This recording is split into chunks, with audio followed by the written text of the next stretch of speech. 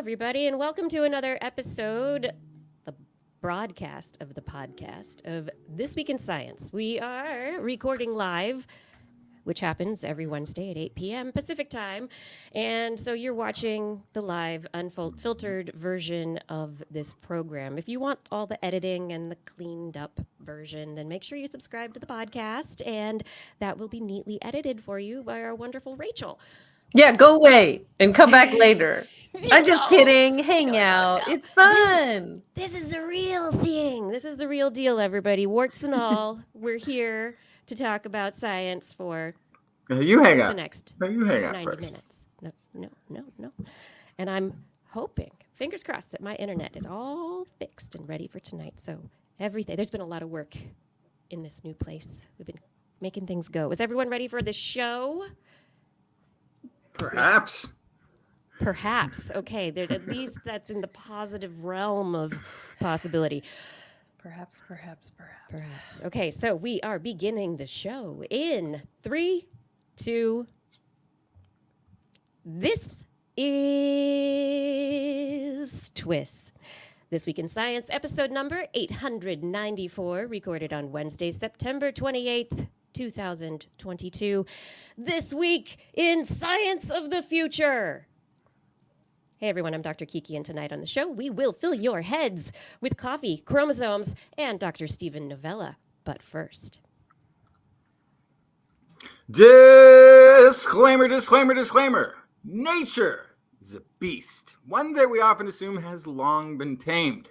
Man versus nature, a mere trope of ancient storytelling. We know that nature has not actually been tamed, but it is better understood. While nature is still a beast, the brunt of the beast is avoidable. We know when and where severe weather will strike. The disasters of nature are therefore now man-made. Building in the path of hurricanes or tornadoes or in earthquake-prone places is our doing, not nature's.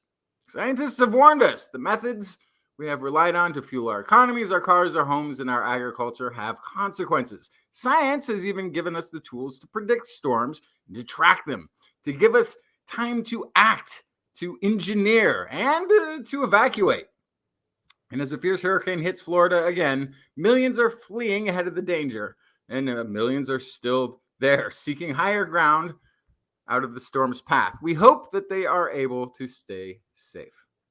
Avoid the immediate danger, and when conditions change for the better, when the storm has passed, reflect on a future where such events become more common, not less, more destructive, not less, and heed the warnings of science to mitigate the outcomes of future extreme weather. And the best way to keep yourself updated on the future, This Week in Science, coming up next. I've got the kind of mind that can't get enough. I want to learn everything. I want to fill it all up with new discoveries that happen every day of the week. There's only one place to go to find the knowledge I seek. I want to know what's happening. What's happening? What's happening this week in science? What's happening? What's happening? What's happening this week in science?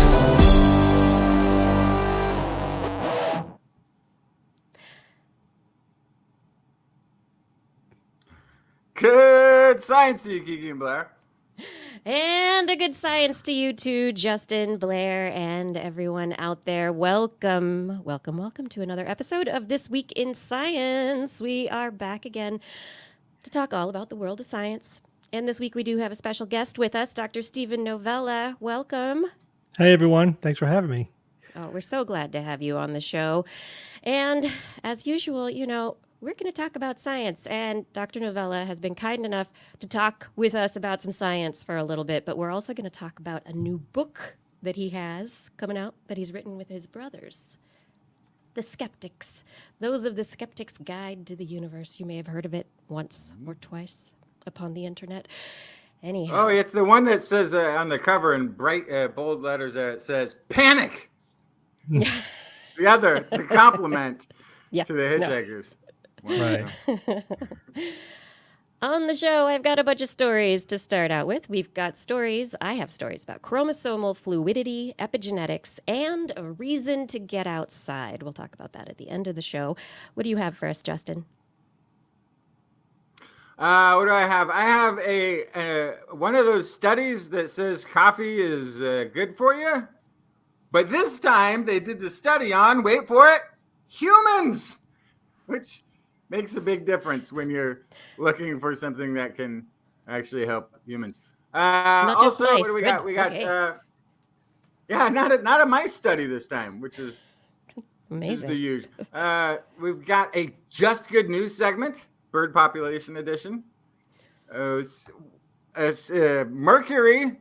is in the news, the planet, but also Mercury is in the news in ancient Mayan civilization this week. This all sounds very exciting. As well as a way to... As what? Oh, we have a terrible delay. I can tell we have a delay because my usual ability to talk over people is going the other direction. It is. And then and if we have time, there's a study that shows that that being social improves your longevity at the molecular level. That's why I love doing TWIS. Blair, what is in the animal corner? I have female fruit flies fighting it out and whale brains. And before that, we're going to talk a little bit about your dog or cat's medications. What medications? Okay, yes.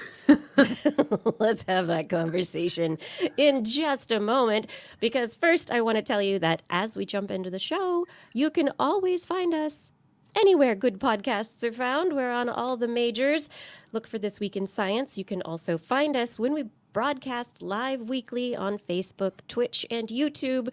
Look for us as TWIS Science on Twitch, Twitter, and Instagram. If all this is just a lot, go to twis.org, where you can find all this information, show notes, and more. That's our website. It holds all the stuff. But now, it is time for the science. Dun, dun, dun. All right. We can't let this show get started without diving into the very number one thing on people's tweets this week. NASA's bullseye with the DART mission hitting Dimorphos, the moonlet of Didymus. They did it. They ran a little craft into an asteroid moonlet, and we knew they'd do it because they've put stuff on asteroid moonlets before. They've done this. We've done this. It's okay. We hit it pretty hard. And there's a little CubeSat from Italy that's been following along behind going, I'm going to take pictures. And so they got some really great pictures of a bunch of dust being blown off the surface. There are also more high-resolution images that have come out as a result of this impact. But the big question still remains, aside from impacting and causing a lot of smoke, not smoke, dust to be ejected off of the surface of this little moonlet, did it move it at all? Because that's the point. For planetary defense, you're not just sticking a dart in something. You actually potentially want to move an asteroid or other object that is hurtling toward Earth off course. Yeah. So did it make the corner pocket? Exactly. Did we bounce it? And that information is yet to come. Did you all watch it? They made it live. They had a great. I will say it is the first asteroid that I've ever seen, or meteorite, whatever you want, meteor. It's asteroid because it's from space. First one I've ever seen that looks like an asteroid. All the rest of them, you get the photos, and you're like, that's not what an asteroid is supposed to look like. That's not even close to the picture I had in my head. This one actually looks like they got it out of central casting, and yeah, it's pretty. And I'm putting up on screen right now. If anybody wants to search for NASA DART on Google, let's see if I can actually make it work. It is a pretty fun little animation that they've created, a little Easter egg from Google related to the DART mission. It's kind of fun. And then in other news, beyond NASA, as you're still looking at my screen here, we also have fluid chromosomes. Who knew? Fluid chromosomes. What does that even mean? Well, researchers have always wondered about the solidity of the chromosomes within the nucleus of our cells. Chromosomes are the little bundles of DNA that go about making the proteins that allow us to function, that make all the things that we are. Well, there's been an idea from previous experimentation that the chromosomes are, and the interior of the nucleus are kind of like in a gel, like they're a jelly substance. Well, some researchers from MIT and CNRS, the Curie Institute, and the Sorbonne have found a pretty interesting result by putting little nanomagnets into chromosomes and then by using very small cellular level forces to see how the chromosomes reacted. And so they were able to use these very, very small, the kind of forces that would happen if an enzyme were coming upon the start codon in a piece of DNA in a gene to start it activating, or if an enzyme were coming around to unwind a histone and to allow access to the cell. The chromosomes move. And so the movements, this is published in the journal Science this week, the movements have been described as almost liquid-like or fluid-like in nature. And so the result of these forces that are naturally exerted by the nucleus allow us to now imagine chromosomes as a more liquid-like structure as opposed to more solid. More liquid-like, but not Not completely, not fully liquid, not like not water, right? So I more need to take oobleck my- light is what it sounds like. A little bit more. When I did my interpretive dance as part of my thesis for studying chromosomes, and it got rejected. I need to now dust off the moves and bring it back because it was all fluid movements. It was in That's right. water. It was you were like a merman. It's not like Jell-O. No, it's not like Jell-O. It's no longer going to be considered gel-like. It's more like a liquid. Like yeah, Yikes. I don't know. Anyway, the researchers say ultimately these measurements allow a deeper understanding of how genomic elements can move under active biological forces and provide a basis for developing new physical models of chromosomes. And so the take-home message in all of this is that once we can understand how chromosomes move and how they interact with other parts of the cells, we can potentially understand how to manipulate those things better. There are lots of things that we can learn. How does it work? What can we do with it? If we can understand the forces at work and how the chromosomes react, can we use it for medical treatments? What do you think, Stephen? Well, we're talking about not when the chromosomes are all bound up tight. You know, you do a karyotype and you see like the little X's that let the chromosome all wound up as tight as it can be. But most of the time, the chromosomes have to be active, right? I mean, they need to be reproducing themselves and sending out the messenger RNA to outside the nucleus. So yeah, I mean, they have to unwind. And if they're unwound, it's just like a really tiny thin string. Yes. So yeah, you would expect it, and they're just floating in jelly. And it flows around. So it's like putting string in hair gel. Kind of poke at it. Yeah, But just like it. But like a really more liquid hair gel. Okay. Got it. Yeah, got it. Just, imagine different ways of imagining the chromosomes. All right. I know Stephen's up late tonight, so he may have had coffee. I don't know if he drinks coffee. I don't think so. But Justin, tell us how coffee can be good for us and not so nice. Yeah, I can do the coffee story to start off with. So we normally don't do a whole lot of these. This new thing says it can be good for you because 12 people ate chocolate and none of them got into car accidents or whatever, right? I feel like it's always There- coffee, it's chocolate, and it's red wine are the ones that are like, it's good for you, it's Yeah. bad for you, it's good for you, it's bad for Yeah. you. It's what you're consuming watching daytime television is Yeah. what's good for you, right? But this was decaffeinated ground and instant coffee. Were tested 2 to 3 cups a day were associated with significant reductions in incidences of cardiovascular disease, so like strokes and that kind of thing, and mortality that was linked to it, as well as some heart arrhythmias too, which I thought was interesting. For the You mean ground and more heart arrhythmias? less, Less heart Wait, and what? and only for the caffeinated coffee. For the Oh, you would think it would be decaffeinated the coffee. other direction. Right.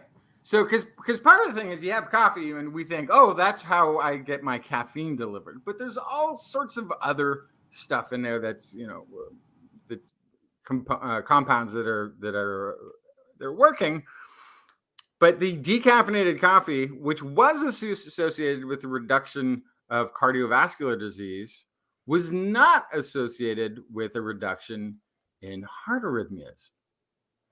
So keep in mind, though, that again, these studies were based on humans. So if you are a mouse, results may not correlate.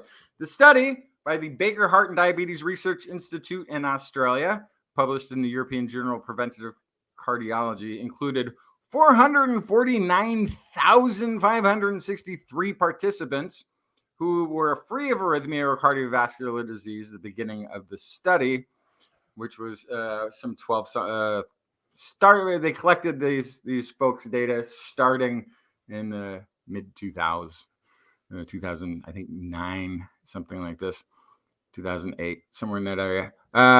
So awesome sample size though. Participants were also pretty equal, male versus female. Average age was in the 50s.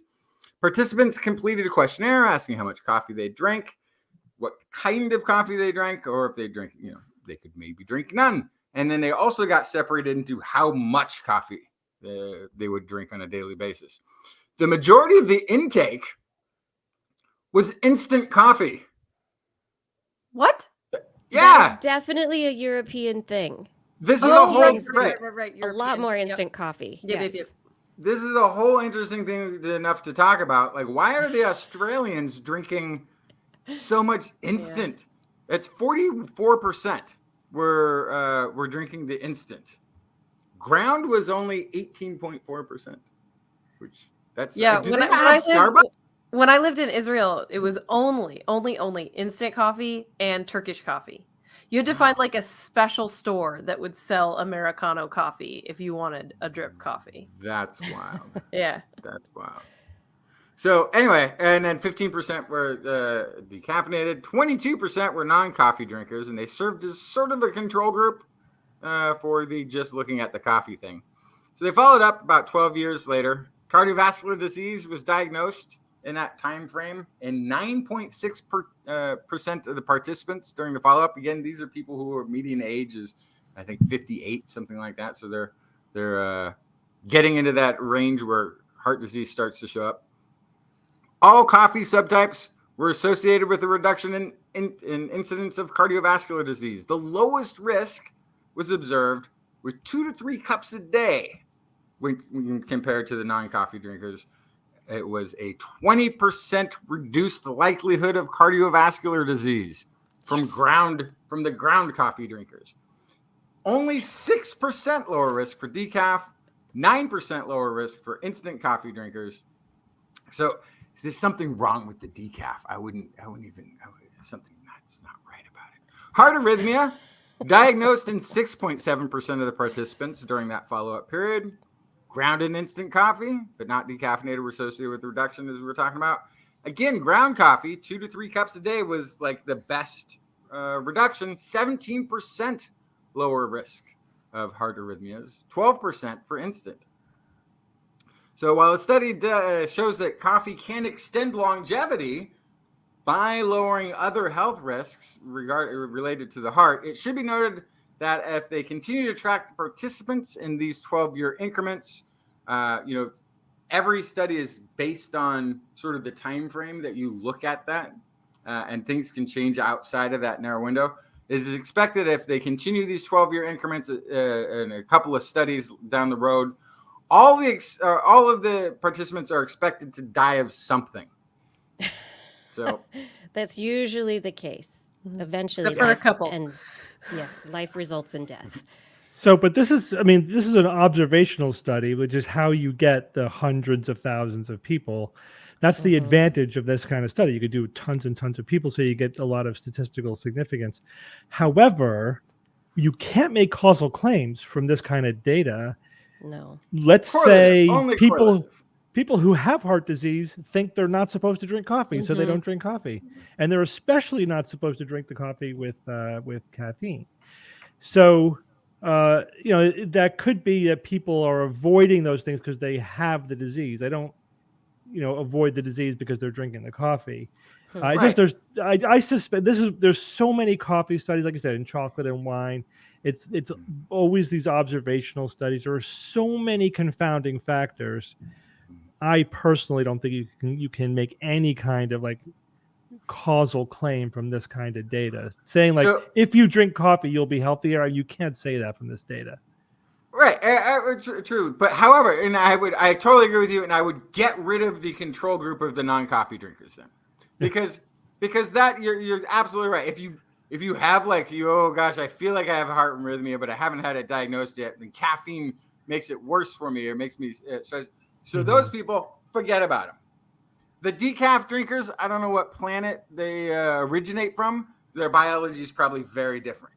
But if you just look at the instant coffee drinkers versus the ground coffee drinkers, you still see a very significant jump. And then what you could do to seek out the next step, to get away from the correlative and to start seeking out the causative, is compare ingredients.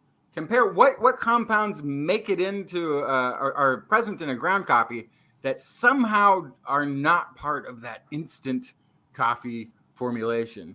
And then you can maybe force people create to drink coffee. Create a new experiment where you just focus on the lack of overlap.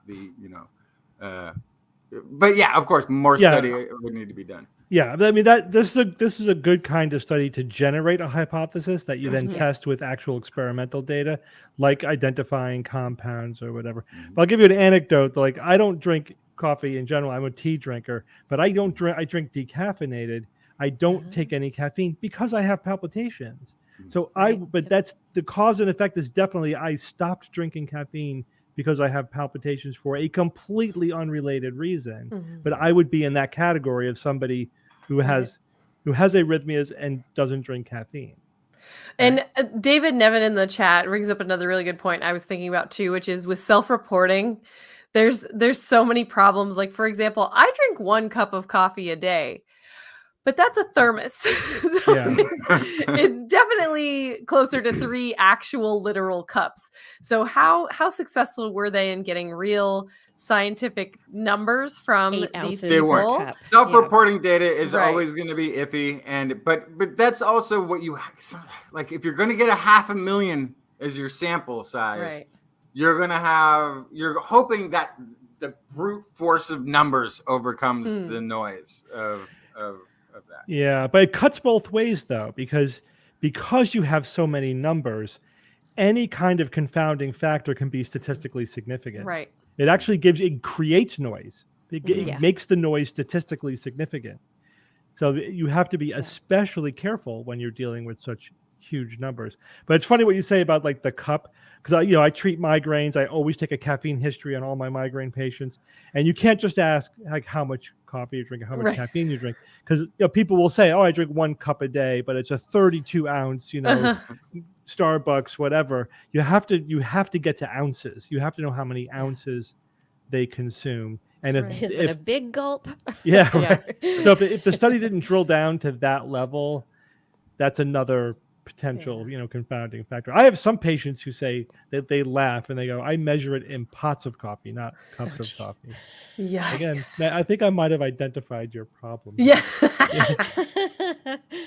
Absolutely. So Yeah. funny. And speaking of the statistical stuff, there's a study out this week that I wasn't going to talk about, but just to bring it up very briefly as to how much noise gets generated. There's a researcher who has a paper out suggesting that the popular statistical methods of doing genetic analyses to infer evolutionary relationships are problematic, and that it may affect some over 250,000 research papers. And so it's a study that's out, and if you find it, take a look at it, because it hits at that point of, if you have these big data sets, you have to be careful about the way you're looking at them, because you can find all sorts of relationships that aren't necessarily real. Especially since a lot of genetic code is single sourced in a sense. So everything is pretty much a mutation of a mutation of a mutation of a thing that was there for maybe even a different reason to a large extent. So you're going to find genes of great similarity in very disparate organisms. The genes that are involved in budding yeast are also very similar to the ones that do neuron generation. And they may actually share history, but it doesn't mean that there's a closer relationship between man and yeast than we know other of. animals, right? Than other animals, right? Speaking of animals, Blair, you Yes. wanted to talk about pet medications? Yes, pet medication. This is a study from University of Minnesota Medical School, and they compared the prices of 120 medications commonly used by both humans and pets. For example, my dog and I are on the exact same antacid medication. What? The authors found, can you guess, the price of these medications? What was more, the human or the pet? Oh. I would say the Of the human. medication? I would say the human, at least in the United States. Yes, so this was in the United States, and the human medications were insanely higher in price than the pet medications when they had the same ingredients at common human equivalent doses. So they were looking at very similar doses, very similar ingredients. The human medications are approximately 5.5 times higher priced than pet medications. On average, if they were discounted, prices were still 1.5 times higher for human medications than for those same pet medications at full price. For example, a 10-day supply of one medication costs $2 for a dog, $10 for a person with a discount or some sort of copay, and $100 for a person paying full price. Human prices were also higher than pet prices for antibiotics. They warn that this may actually promote human sourcing animal drugs, which in some cases would be fine. Like, for example, the antacid that my dog is on and I am on are exactly the same, and that would be totally fine. But for antibiotics, the course might be different, the dose might be different, the treatment of that drug might be different. And so also human drugs are closer regulated. So the way that they're created, right? Yeah, why can't I go to a vet? Yes, there's a few reasons for that. This is one of them. Next they want to figure out the reasons behind these price differences. I have an idea. They think that one possibility is drug manufacturers engaging in price discrimination by charging consumers different prices in different markets for the same product. I would say, duh. I would say also this is definitely taking advantage of the insurance system and feeding that whole monster, because pet insurance, for example, the pet insurance that I have for my dog doesn't cover simple medications. That's a thing? That's so pet insurance. I didn't know that was a thing. So that's what I was going to say is pet insurance by and large is like, my dog had to go into $10,000 surgery and I only want to pay $600. It's not covering your normal vet visits with a copay. It's not covering normal medications. It is covering these kind of like catastrophic costs that pets can cause a family to go through. And that's why you'll say, I'll pay you $50 a month. And if my dog has to get its stomach pumped one day because it eats a Lego, you'll take care of it for me, right? So it's a different insurance system as opposed to ours, where we kind of are constantly feeding this machine to then charge more for things than they actually cost so that they can feed themselves. It's a whole thing. But anyway, that's my guess as to why human medications are more expensive. Anyway, this is not a surprise, this study, but I just kind of wanted to throw it out there because it's a good example of kind of one of these predatory tactics. Yeah, but can I ask, I mean, I know I worked in a medical diagnostic lab for a while. I know that whatever your vet is charging you for a test is a multiple of what the lab is actually charging. But I also know that, yes, it definitely is. Yes, it is. But I will tell you, if you paid $500 for that test, I almost guarantee you the lab didn't charge more than $80. The idea here is, I would argue that if you drilled closer down on this, that would be true, but it would be true 5.5 times for humans. Like the time I had to pay full price when I was in the ER, and I paid $250 for a microwavable dish of pasta. Right. So that's my point though, too. So that same test for a human to get at a lab might be thousands of dollars, but it's all invisibly paid by insurance, which is how they hide the cost of medical treatments in this country. But the thing that a question I have though is for the cost difference between humans and pets, is the dosage, because like a lab test is the same lab test, whether you're a human, dog, a cat, or a fish. They controlled for dosage, Justin. Oh, they did? Okay. So for example, I'm bigger the than antacid that my dog is on is 10 milligrams. My antacid is 20 milligrams. So they controlled for that, right? You're more than, just saying.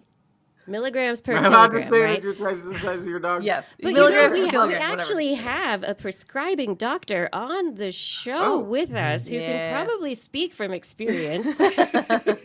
Yeah, I mean, I'm not on the pharmaceutical industry side, but I do know this is true across many aspects of medicine, just because it's an artifact of our insurance system and Medicare and Medicaid that like they're contracted to receive a certain percentage of the true cost. So they just sort of, they don't expect anyone to pay full price. The full price is a bargaining starting point for insurance companies. Mm-hmm. If you're paying full price, that's like crazy. Like nobody expects that that's what's actually happening. That's just so they can get the 20% from Medicaid or whatever. But they have to do that.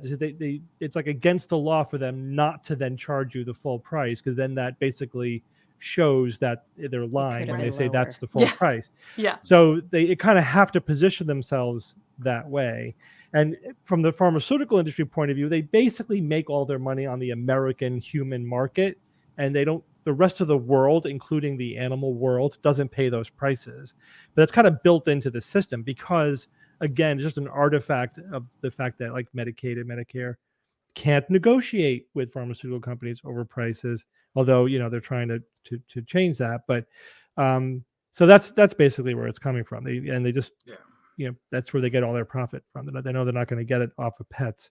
Although I have to say, I've noticed over the last 10, 20 years, the amount of money people are willing to spend on their pets is crazy. Like you say, like $10,000, $20,000 on a animal that's towards the end of its life expectancy.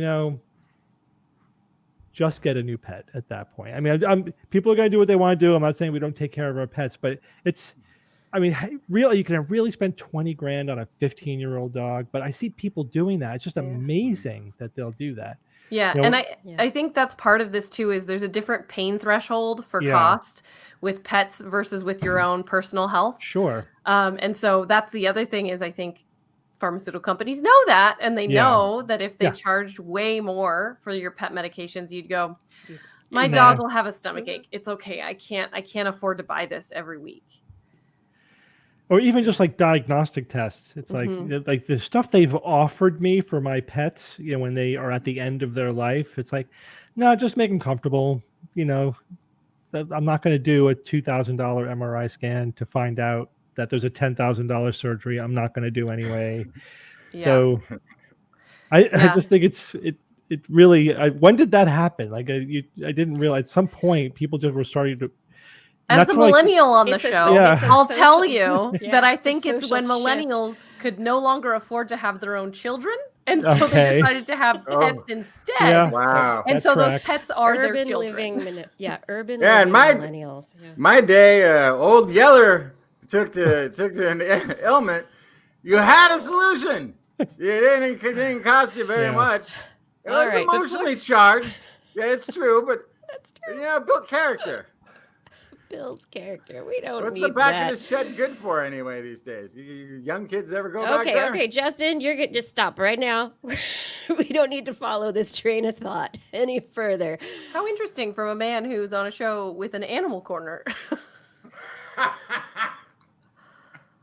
The Animal Corner is going to be coming up in just a bit on this show, but I do want to stop right here and say thank you so much for joining us for This Week in Science. You are here to learn about science and to have fun. Well, we have fun talking about it with you. If you're enjoying the show, please share it with a friend today.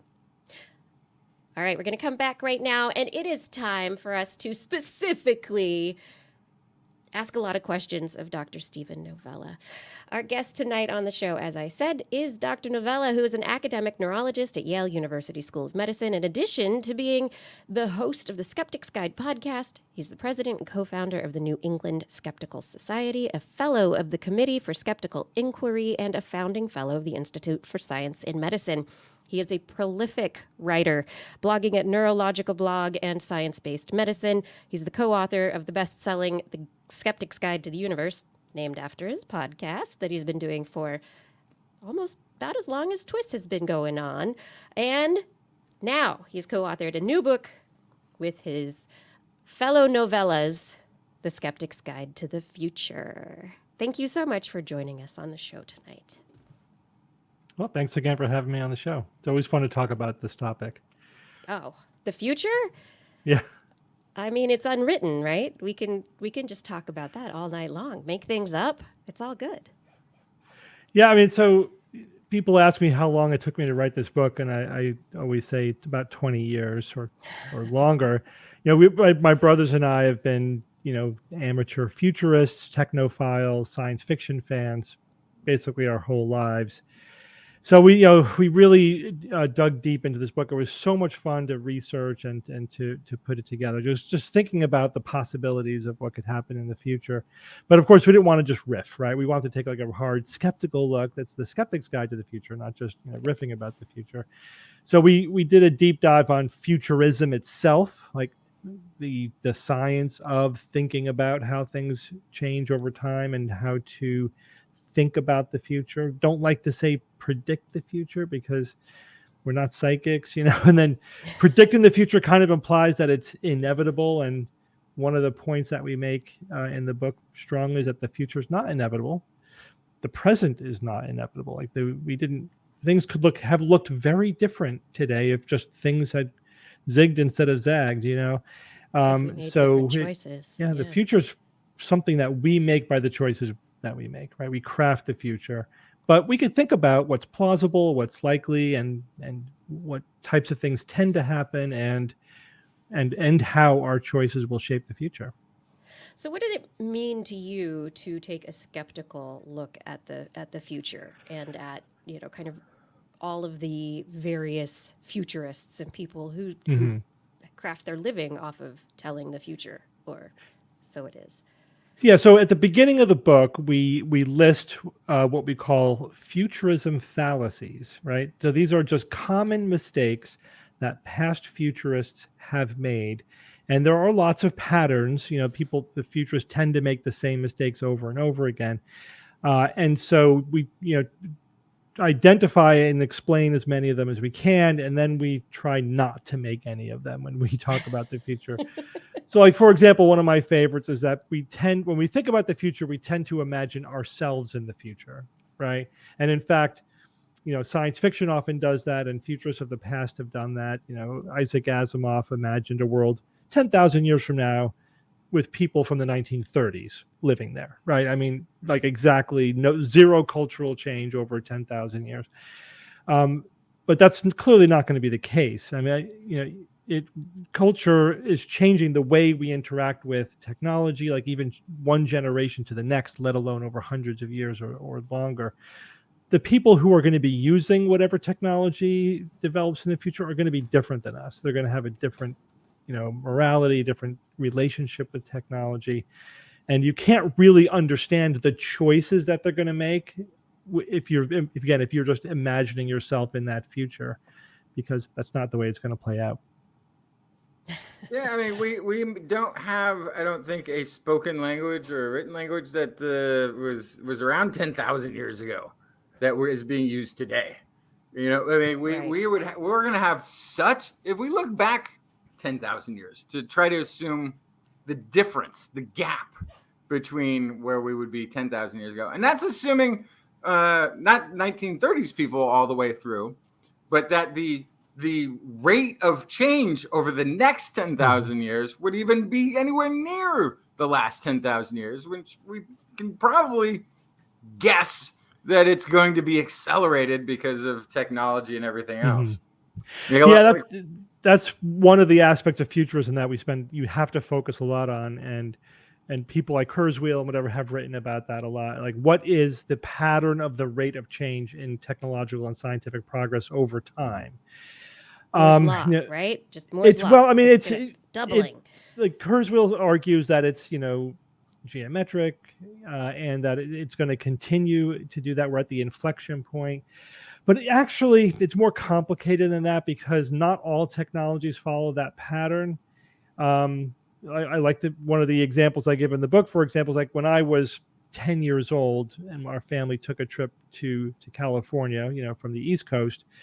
We got on this jet and we got there in 6 hours, and then a couple of years ago, I was at the AAAS in Seattle. I got on the plane and I got there in 6 hours. Like, there was zero progress in at least the time it took for me to fly across the coast in 50 years. I mean, think about that. If you asked anybody 50 years ago, think it's going to get quicker to fly across the country in 50 years, they probably would have said yes. But we've hit a technological equilibrium point there where, jets fly pretty much at the optimal speed. It's like a certain number below the speed of sound where fuel efficiency is maximal, and they're staying there. They have no intention of going faster.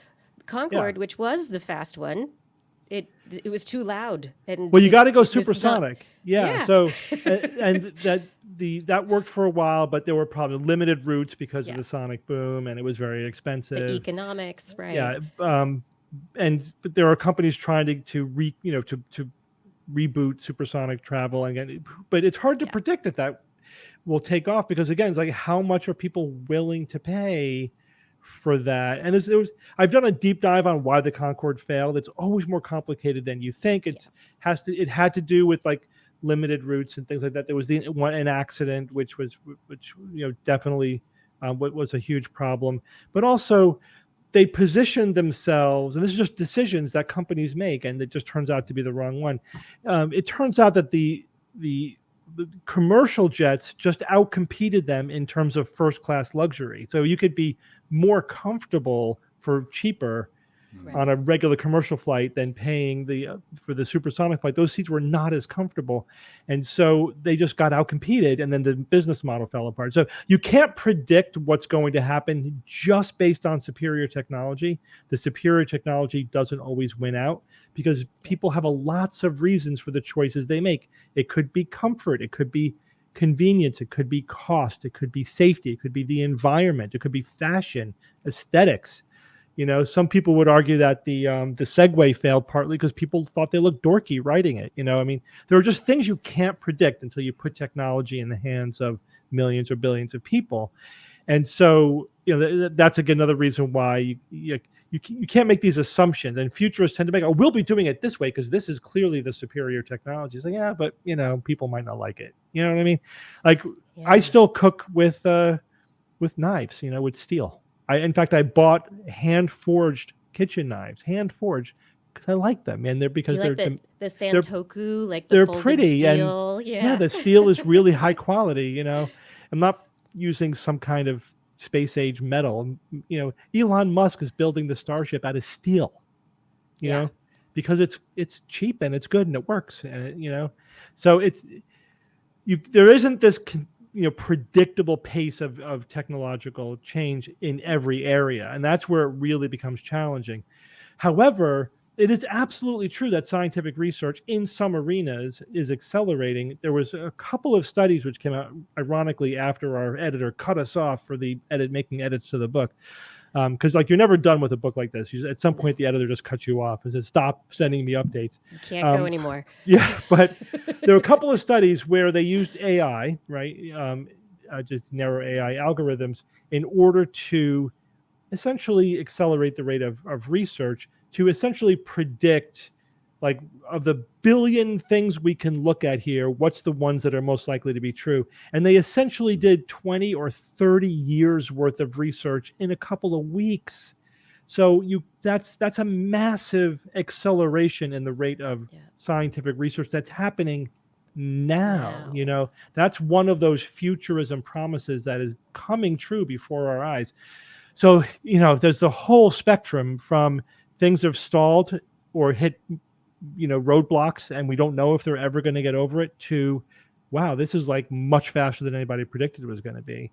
And if you could predict which ones are going to do that, you could become a billionaire, right? But it's hard to predict that. That's why not everybody's is rich, right? Yeah, everybody wants to go back in time and put money into Apple. Because if you knew that smartphones were going to be the thing or whatever, then sure, you'd at least know what companies to invest in.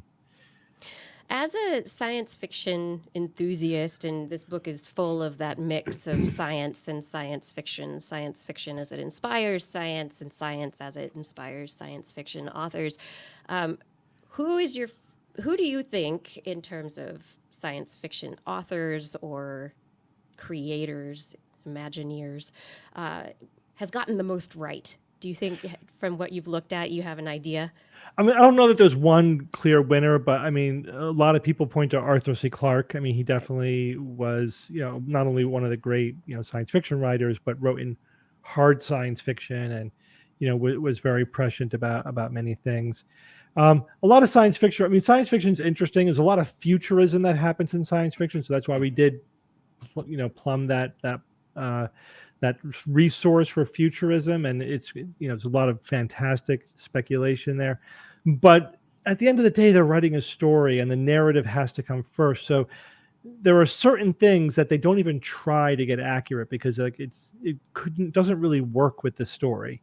The big thing is space travel. You pretty much have to forget everything you've ever seen in any science fiction about what future space travel is going to be like.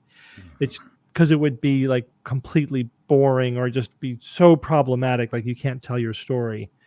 Now we're going to be on a ship for 6 months, but you have to there has to be a gimme there somewhere. And then even the really good hard science fiction like The Expanse, which I thought was excellent, they still had to make up a fake rocket technology that will never exist in order to keep their story moving along. They still had to do that, and they kind of knew that was their gimme. So science fiction's interesting because it's yes, there's some really good futurism in science fiction that anticipated a lot of actual scientific and cultural changes, but there's also the narrative, the demands of the storytelling that limit the futurism or constrain it in certain ways. So we talk a lot about that as well, because we all think the future is what the science fiction is telling us it's going to be. It's but it's going to be nothing like anything you've seen in the movies, and for very good reasons. Yeah. So even starting This Week in Science back about 20 odd years ago, flying cars. We were at UC Davis, and we had a flying car creator in the local area, and it was all in the news. We were going to have flying cars sometime soon. Where's my flying car? Yeah, I mean, that's probably the number one trope of the future, right? There are always flying cars in the future. People also think of the future as this one amorphous time period, but how long in the future? And it's one of those things one of those technologies, it's not impossible. It just is a lot harder than people thought it was going to be. And there's pesky laws of physics that you have to deal with. It just takes a lot of energy to get something off the ground. And rolling, like you on wheels, is really efficient. And so there's got to be some reason why you're going to do this massively inefficient way of getting from point A to point B. And there's safety issues and all these other issues as well. I think where we are right now, we've kind of cracked the safety issue with, AI assisted drones, basically. I mean, the flying car would basically be a big drone. So I think we're pretty much there. We're pretty much there in terms of the safety, at least in good weather. Probably not in adverse weather. In good weather will be picked up by our drone Lyft or Uber, right? In terms of energy efficiency, we're kind of getting close to the line. Electric engines are actually very efficient. But I read an analysis, it was about a year ago, where they said, actually electric cars, even with current technology, could be energy and cost efficient if you are commuting across a really challenging area, right? So if you are trying to get from one end of a busy city to another end of a busy city where you're basically going to be in traffic for 2 hours, flying is cost effective. Or if you have to go around a Great Lake or something where you have to go way out of your way, flying the direct route could actually be cost effective. And actually, most of the energy is just getting off the ground. Once you're cruising, it's about the same as a car. It's actually not that much different. So it's actually totally plausible. Flying cars are totally plausible. It was just a lot harder than everybody thought. And, I don't want to say we're getting close because it's like one of those technologies that's always 20 years away. And like we're still thinking that, but it is extremely plausible. It just, again, then it'll be like, how much is it going to cost? Are people going to be willing to pay that much? Are you going to need a special license for it? How hard is that going to be? What's the cost of operating it going to be? Is it going to be too much of a pain in the ass where you can't take it every time it's too windy outside or whatever? All these things have to play out in real time. It'll probably find a niche somewhere. You know what I mean? Then it's really the question of how much is it going to be used? Or is it just going to be a rich toy, toy for rich people? Or is it really going to be the Jetsons where there's going to be the flying car lanes where everyone's using to get to work, Yeah, and I think that gets at the the question is like, what are the specific situations in which certain technologies become adopted en masse by individuals and useful for individuals versus potentially useful in an industrial capacity versus just not useful at all? Yeah, I mean, part of it is the killer app, right? Somebody is really clever and figures out a really clever way to use it and to make people's lives better, or just an aesthetic, like Microsoft came out with the tablet before Apple did, but Apple made it cooler. And so the iPad predominates, again, wasn't really technologically necessarily any better. He just made it cooler. So it's the same kind of thing. And also here's another futurism fallacy, is that new technology replaces old technology. It does sometimes, but most of the time the old technology persists. They just sort of take on different roles. Like TV didn't replace radio. Radio just became a different thing when TV was filling some of its purpose. And so now we have radio and TV and movies and streaming, and it's all continuing to exist side by side in filling different niches. And so that's typically what happens. Another, again, one of those large futurism fallacies is that old technology is remarkably persistent, and when people imagine the future, it's like everything changes. Like there's no recognizable technology because it's the future, so everything has got to be different. It's like, no, we still live in buildings made of wood and stone and glass and ceramic, and it's and we had record keeping and notes being made in the ancient world on tablets, and a lot of them were written in mud in the handheld, the thing about the size of an iPhone. Like it was just like, we didn't invent the iPhone, the tablet out of it. We just made it better. We invented it based on our hand. Our hand chose the design. Like these are the ergonomic aspects of these. We didn't we didn't invent selfies. People have been taking various versions of artistic selfies for as long as we've been alive. Yeah. You know, Yeah, technology has deep roots, always way farther back. The steam engine, existed in ancient Rome. They just never figured out the killer app, right? They didn't realize we could industrialize this, so they just used it for toys. But what if one person figured out that you could use steam power to automate and industrialize work? We could have had the Industrial Revolution 2,000 years ago, that's wild. but to think nobody about. thought of it. And so they And made when we toys. say we, because one of the things that, people. when people talk about the future, we tend to think of, again, not necessarily 1930s versions of ourselves into the future kind of a thing, but our own culture is being projected.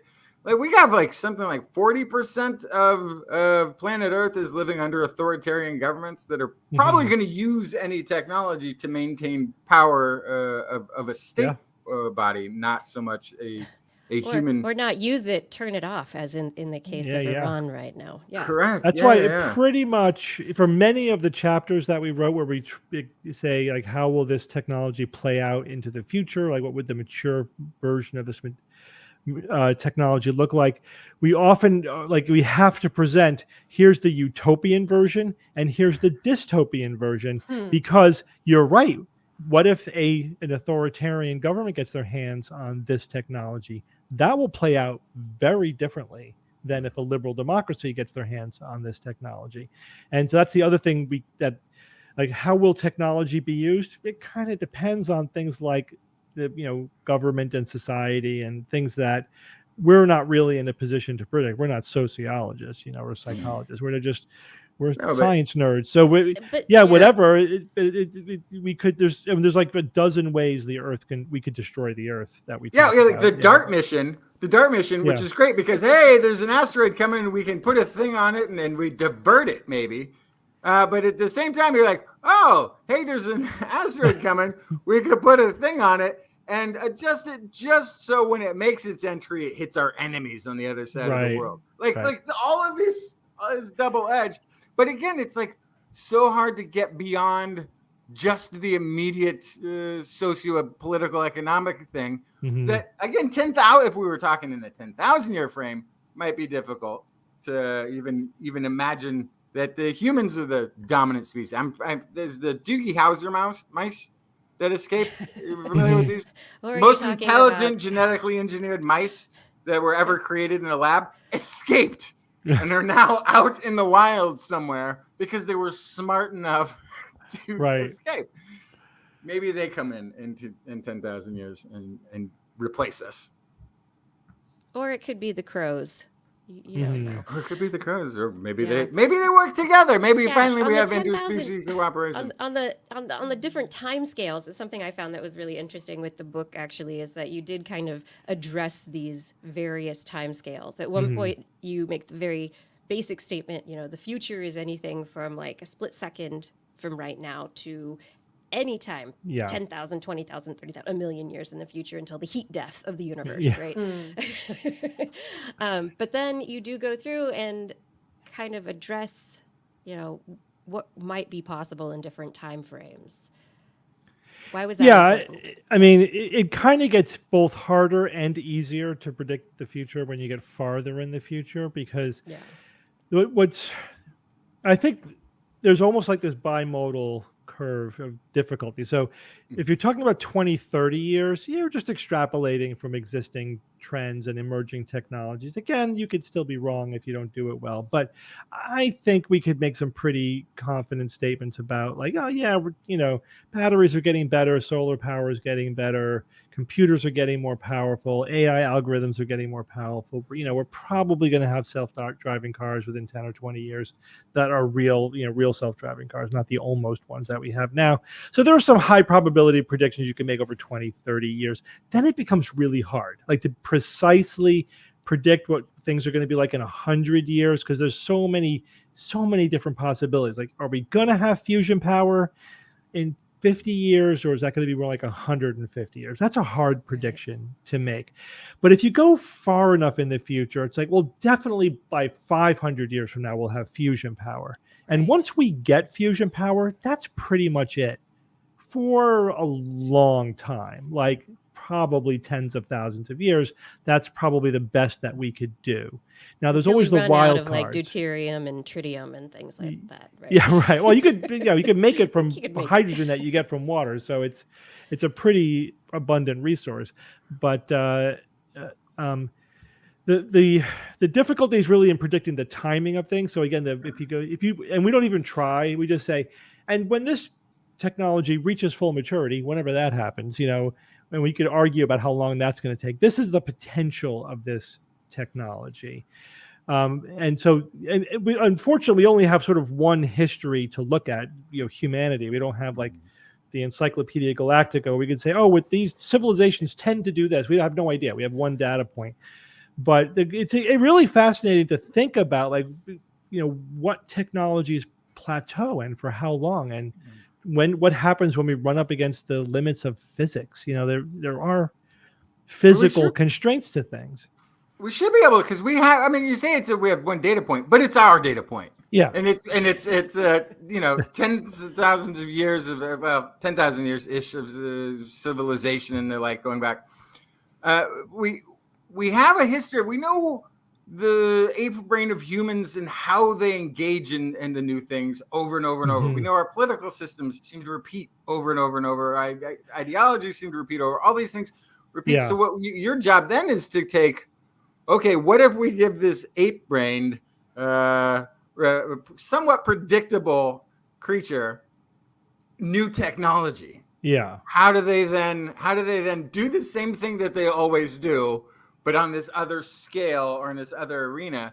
And I think one of the things, like, we've been modifying our environment and modifying our own abilities so much. I think that there's going to come. We don't have to, I don't think, wait to too many generations. It might be the generations born today that's going to be totally okay with genetically altering themselves. I mean, forget cosmetic surgery. Yeah. But then you could even see like a special, a branching of intentional evolution of and then when you get into it, then all bets are off, because you're talking about different species. You do talk about genetic modification and synthetic biology in the book a bit. Oh yeah, I mean, that's going to be huge. Absolutely, we're getting more and more control over genetics in general, not only ours, but just of all life, and that's progressing at the same time that we're getting more and more ability to control our environment digitally, to basically convert information more and more directly into physical stuff. And we're also getting more and more ability to merge with our own technology, because the brain machine interface exists and it works. It's just a matter of making it incrementally better at this point. All the proof of concept is there. So all these things are happening kind of at the same time. And so, what's going to dominate in 50 years, 100 years, 200 years? Are we going to be more genetically modified? Or are we going to all be cyborgs? Are we going to all be living in a virtual computer world and just be laying on a couch, or all of those? I think everything's going to be happening, it's just a matter of proportion.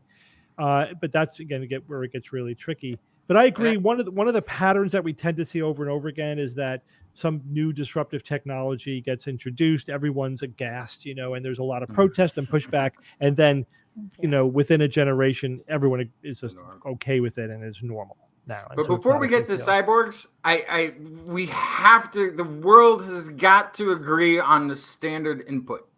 Right, we need one input. Yeah, you can't keep changing the connectivity tables. And it has to be reversible. I can't go like, is it this way? Is it this way? Exactly. Which way do I have to put it in there? Absolutely. So that's my question, person, though. Or are you a PC person? It takes on new meaning. Right. So as technology improves and our interface with technology improves and efficiency improves and all these things, I'm not so concerned about where's my flying car. I'm more concerned about when all this happens that makes our lives easier, are we still going to be working 40-hour work weeks? Yeah, I mean, so we actually talk about the 40-hour work week because that's very artifactual too. I mean, when technology was improving, people actually were working longer hours because their hours of work were more valuable to corporations, right? You're more productive. So let's work them even harder. So improving technology led to greater hours of greater work weeks. We like in the West, you can do more. We only got the 40-hour work week by legislation. It was by fiat. It wasn't because of any trend in technology or economics. And now that's being reversed by gig work, basically, and not just with gig work, even before that. Basically, people are working like contract work or whatever. They're getting around the 40-hour work week limitation in all sorts of ways. So the amount of hours we're working is actually going up again. So there isn't this direct correlation between technology and convenience, although that was the big assumption 100 years ago. Technology is all about luxury and convenience. It actually isn't. You know, and things like that, these are decisions that we make, and they're political decisions. They're not really driven by technology. And again, that's why you can't say, oh, we're going to be working 5-hour work weeks like the Jetsons in the future. You don't know that. There's no trend in history to predict that. If anything, we'll be working more. You know, because capitalism.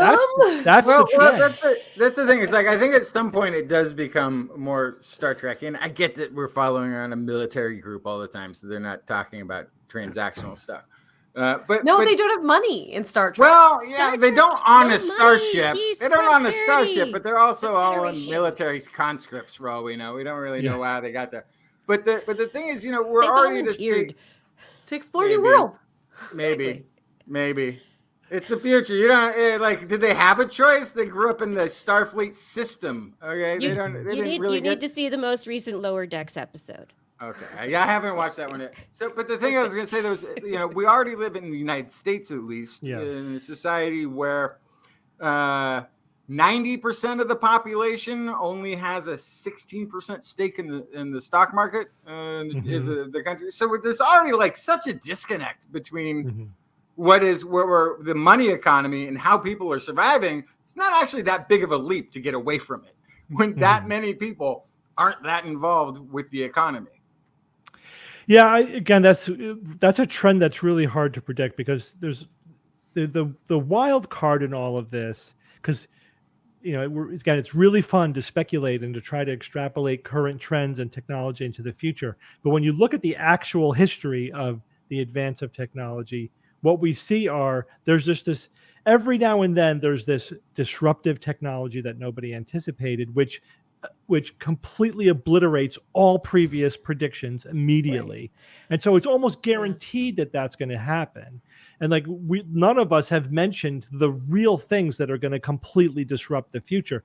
Like again, I think the most dramatic example that we're past is that no futurist predicted the analog to digital revolution before it happened. And so all predictions about the future from the analog world was more analog. Like there was going to be a more sophisticated, what I call, it's a steampunk fallacy, right? Steampunk is, what if technology was the same as it was in the Victorian era, just more and more and more complicated and elaborate. But it's still steam technology. Now there's cassette punk, like there's all kinds of things where let's keep the technology in one era and then just say, what if that just persisted indefinitely? But that's what a lot of futurists do, because almost by definition you can't anticipate the disruptive technologies because they kind of come out of the blue, and once they occur they could change everything. You know, again, all predictions prior to digital revolution are obsolete pretty much about any, you know. And even Asimov got it like dramatically wrong. Like he painted an analog world 10,000 years in the future, but then 10 years later he had to completely retcon his own fiction to make it fit this clearly the digital revolution that was happening.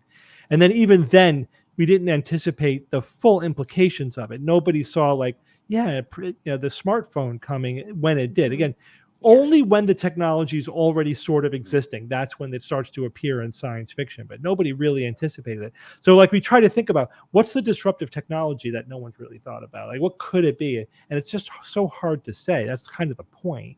Some genius will figure out something crazy to do that gets around what we think of are the limitations of technology. Here's another example. I don't want to keep ranting, but For a Please. long time, there was, you guys Rant know what away. there was the diffractive limit, right? The laws Yeah. of physics say that you can only image something, the size of the wavelength of the light that you're using, whatever. You can't get beyond this diffractive limit. This is a limitation of optics baked into the laws of physics, and that's it. We're never going to get past it until we did, right? Until we developed metamaterials. Again, what are metamaterials? Nobody predicted metamaterials until they existed. It's a completely disruptive technology, but this is an emerging one because we're like right at the beginning of it. It's basically when you take materials and you manipulate them at the nanoscale or something like that, where they have properties that go beyond, that can't be explained by just their physical structure, by their material that they're made of. They take on new properties because of the features at the nanoscale. This is like whenever you read about like the invisibility thing, it's all Yes. metamaterials. Invisibility cloak, Or metamaterials. a lens, a microscopic lens, it's all metamaterial. And so we can do things like get around the laws of physics of optics, by metamaterials. What's the next metamaterials? I don't know. I mean, predict that and you're a freaking genius, right? But we know I don't think we've stopped coming up with disruptive technologies all of a sudden. And that's like one thing. It's almost guaranteed that that our like vision of the world 100 years from now has to be wrong, because someone's going to come up with something we didn't anticipate. And I really Guaranteed. hope it's something that is sustainable energy related. I mean, that fusion. I'm not waiting 500 years. Like, can we have it now? I mean, fusion's. I mean, again, it's one of those technologies that's like always 30 years away. It always, yeah. But it is. I mean, but there is progress being made. We have achieved burning plasma, right? So they have actually achieved. The tokamaks are doing great. The tokamaks are doing great. Even the laser National confinements are doing. Actually, the laser confinements ahead of the tokamaks in terms of like burning plasma.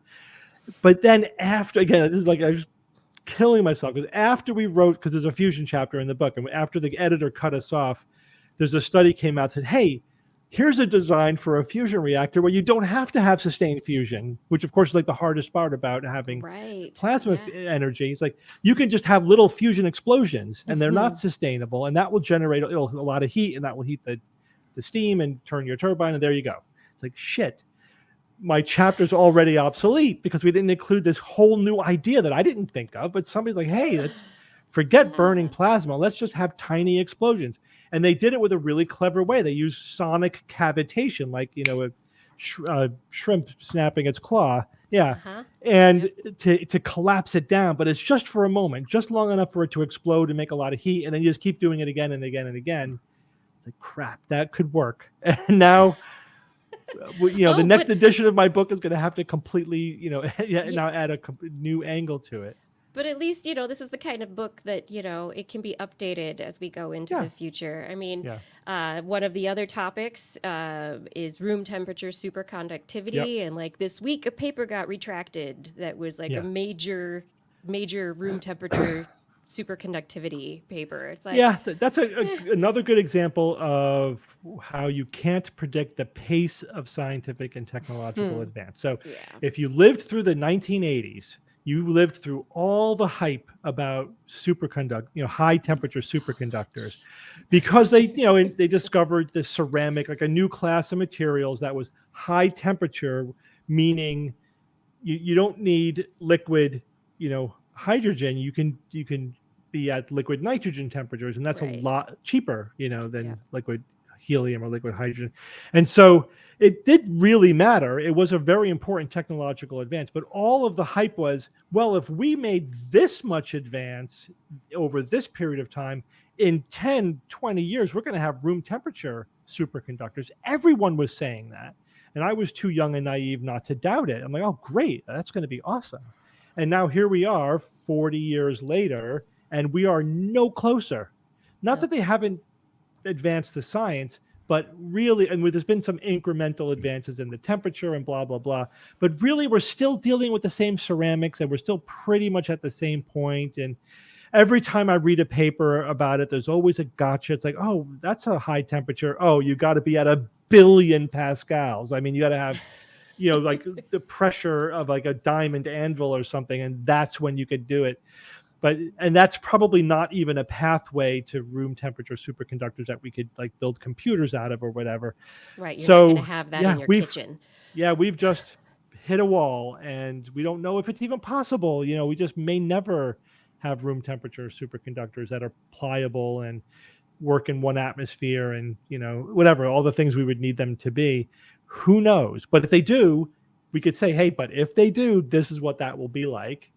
But we don't know when or if that's going to happen now. But that was such a fake out. That was such a tease in the 1980s, man. But that's like one of the things that really made me skeptical of technology hype. I'm like, oh, they totally lied to us about the room temperature superconductors. And that's a huge point. Like right now, and maybe a good point for us to end our conversation on is, right now we are in this sensationalist media environment, and there's hype all over the place in all sorts of directions. Buy the newest gadget, do the newest gizmo. The world's gonna end. Everybody's gonna be fine. Everything's a breakthrough. Everything's a cure for cancer. Your pension's fine. All this stuff. So how, with this book and a skeptical eye, like what can you offer to people as a way to look into the future? Yeah, I mean, well, definitely don't believe the hype, and it's a good rule of thumb. Yeah. And the mainstream media reporting of science, they look for the hype. That's the formula that they have. They're not putting it into context.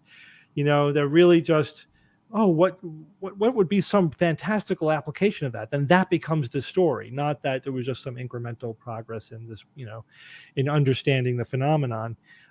So it's always good to find topic experts and see what they're saying about it, and not just believe the mainstream reporting. But we do balance that. We're skeptical, and you have to be very careful about overhyping things. But at the same time, the progress that's actually happening is amazing. It's absolutely astounding. And it is going to get faster in the aggregate. Again, you can't predict that for every individual type of technology. It is getting faster, in the aggregate.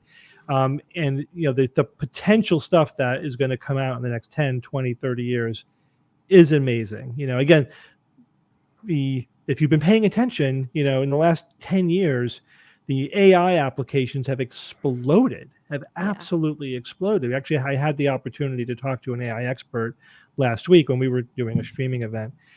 And I said, it's just, computers are more powerful. The internet has a lot of training data there, and people have gotten really clever at leveraging these algorithms to do really cool stuff. And it just exploded. It just absolutely exploded.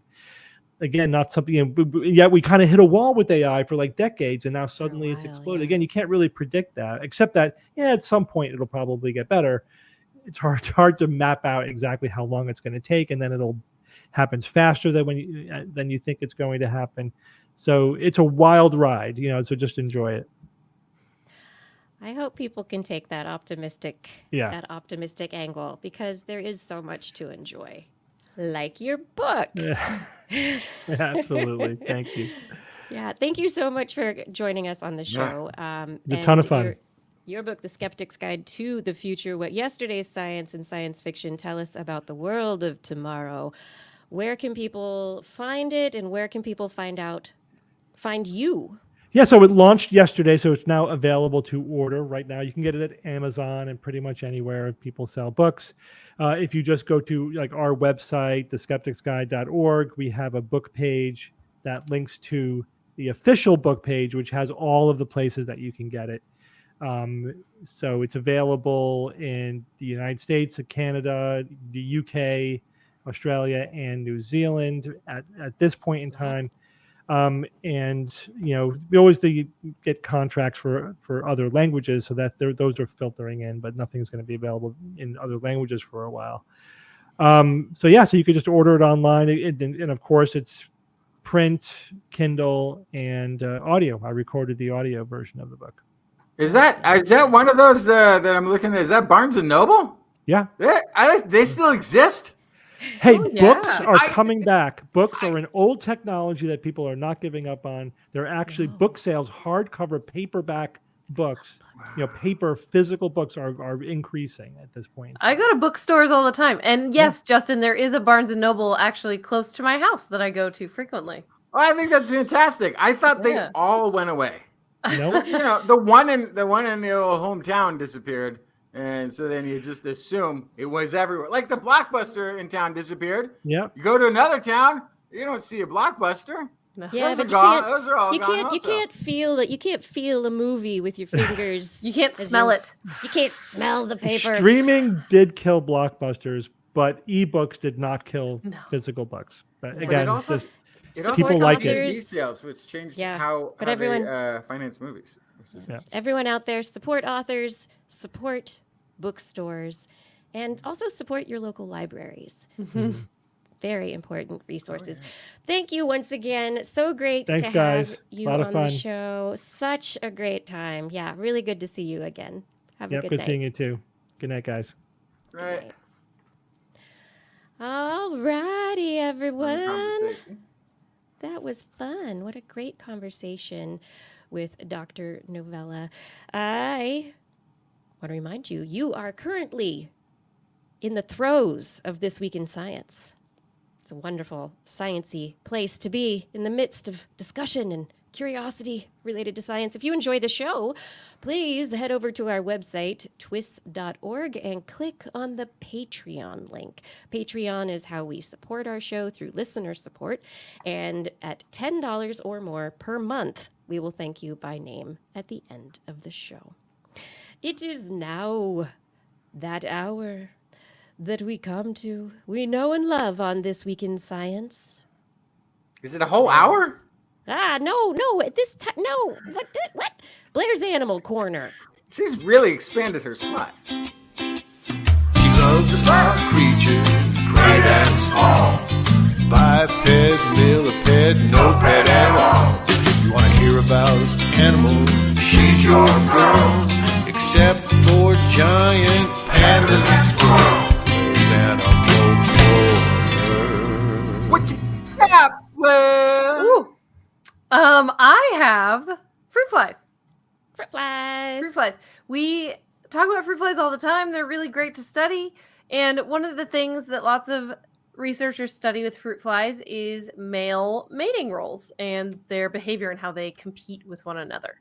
But this week, scientists at the Champalimaud Center for the Unknown in Portugal, it's probably not the right way to say that, but you get it,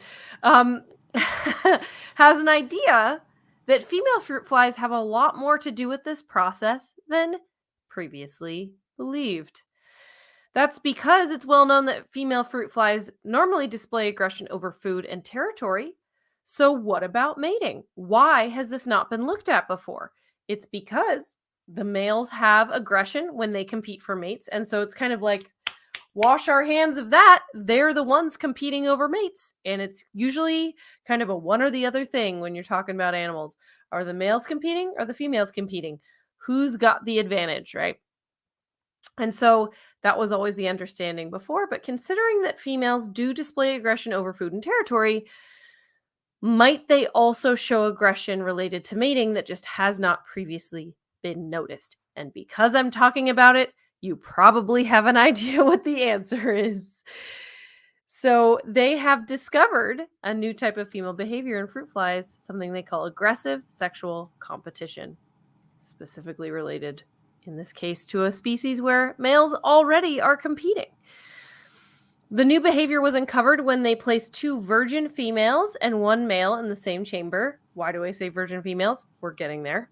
In the beginning, the male alternated courting both females. He was like, hey, how's it going? Hey, how's it going? Hey, would you like a drink? Hey, would you like a drink? Hey, you look really pretty tonight. Hey, you really look really pretty tonight. Just kind of working both ends of the table there.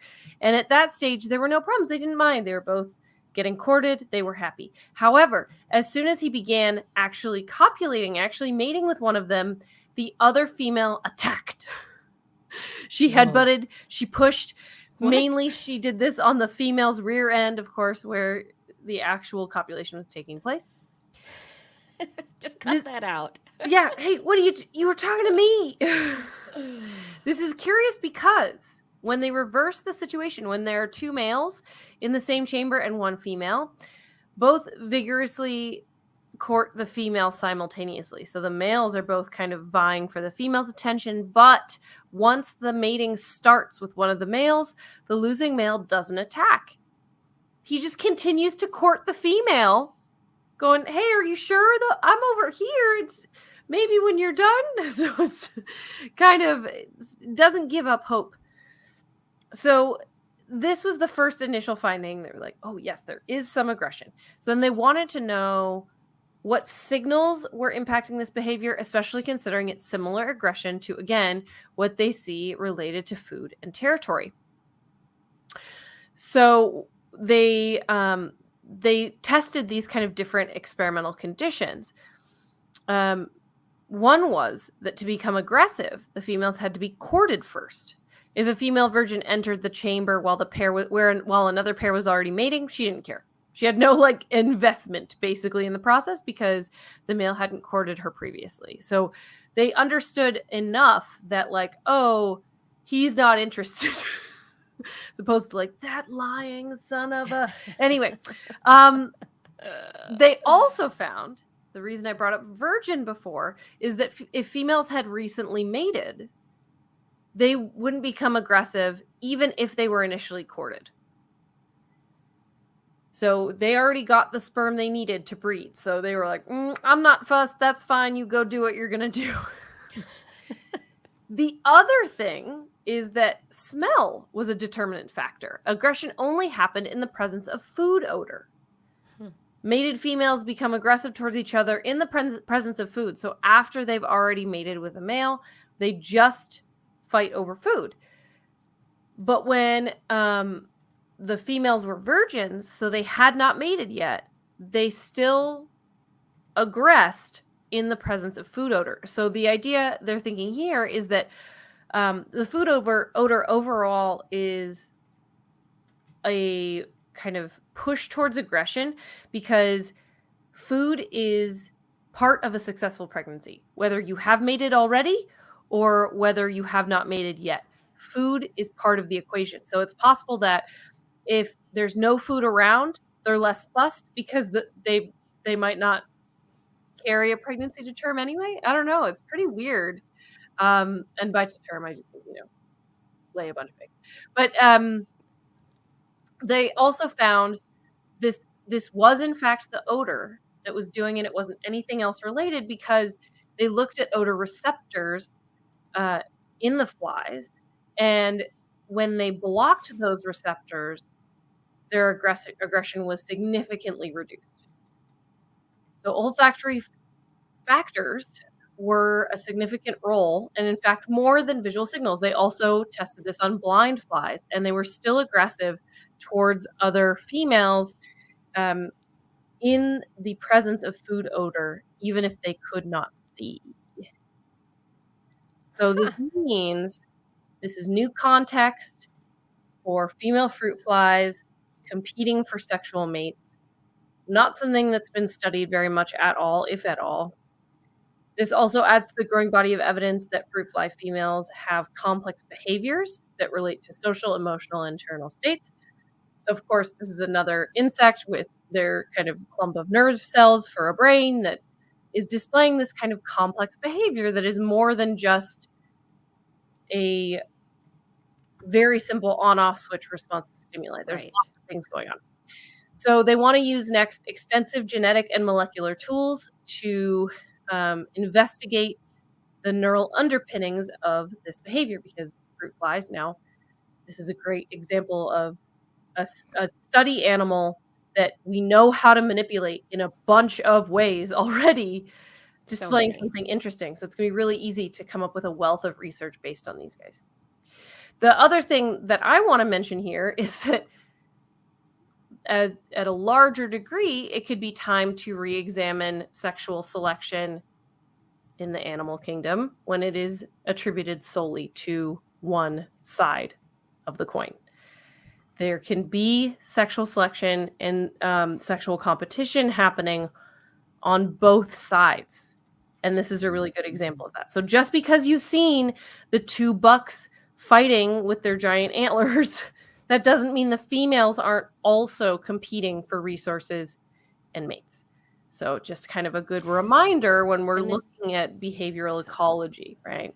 Yeah, and this is a huge example of that. It's not just resources, not just mates. This is the both of them together. Food order. Ooh, there's food nearby. That's a resource. That means it's a time of plenty. Yeah. Mating is important now. Really I good will time to fight have you. babies. Yeah. Yes. Maybe the doe in your antler scenario, maybe the doe is when she catches on that there's a male that's sort of following her around, maybe she wanders over to the other male she's had her eye on territory, and then they see each other and compete. Like, oh, okay, here's So one manipulation, contender. I see. Uh-huh.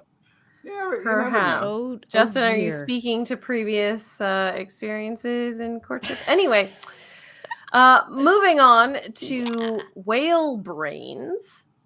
Ooh. I want to tell you about this crazy study that I read that I had to read like 4 times. So, in all mammals, the average blood pressure is higher in arteries, or the blood exiting the heart, than in veins. This is understood, widely understood. This difference in pressure drives blood flow in the body, which helps move oxygenated and deoxygenated blood, including through the brain. However, locomotion can forcefully move blood, think about like a horse trot, causing spikes in pressure or pulses to the brain. The difference in pressure between the blood entering and exiting the brain can cause brain damage. And in fact, long-term brain damage of this kind can lead to dementia in human beings. So, where are the whales? Well, first I have to tell you about the horses. Land related. mammals, yes, land mammals such as horses experience these pulses in their blood when they gallop. Their blood pressure inside their body goes up and down on every stride. They deal with these pulses by breathing in and out. This study posits that marine mammals that swim dorsoventral movements, that's most of them, but especially whales, they suggest that this same pulse is happening inside their body. But cetaceans hold their breath while they dive and they swim. So they can't do what the horses do to regulate these blood pulses because they're holding in their breath. They can't use respiratory changes to moderate the pressure pulses. So they must have found another way to deal with this problem. This all comes down to whale brains because there are these weird blood vessels in whale brains that have been seen for a long time, but nobody really knew exactly what it was for. So this is actually the first time that there is a really good theory of what these retia mirabilia, or wonderful net, these blood vessels cradling the whale's brain and spine, might be used for. Researchers used computer modeling to try to figure out what's happening in their body. They collected biomechanic parameters from 11 cetacean species. They input this data into the computer model. And the theory was that the retia use a pulse transfer mechanism to make sure there's no difference in blood pressure in the cetacean's brain during movement. Rather than dampening the pulses that occur in the blood the way that the horses do with the breathing, the retia transfer the pulse in the arterial blood entering the brain to the venous blood exiting. So they kind of just like open up the floodgates to allow the pressure to exit quickly, keeping the same amplitude or strength of pulse. So they are avoiding those pressure pulses in the brain that can create brain damage.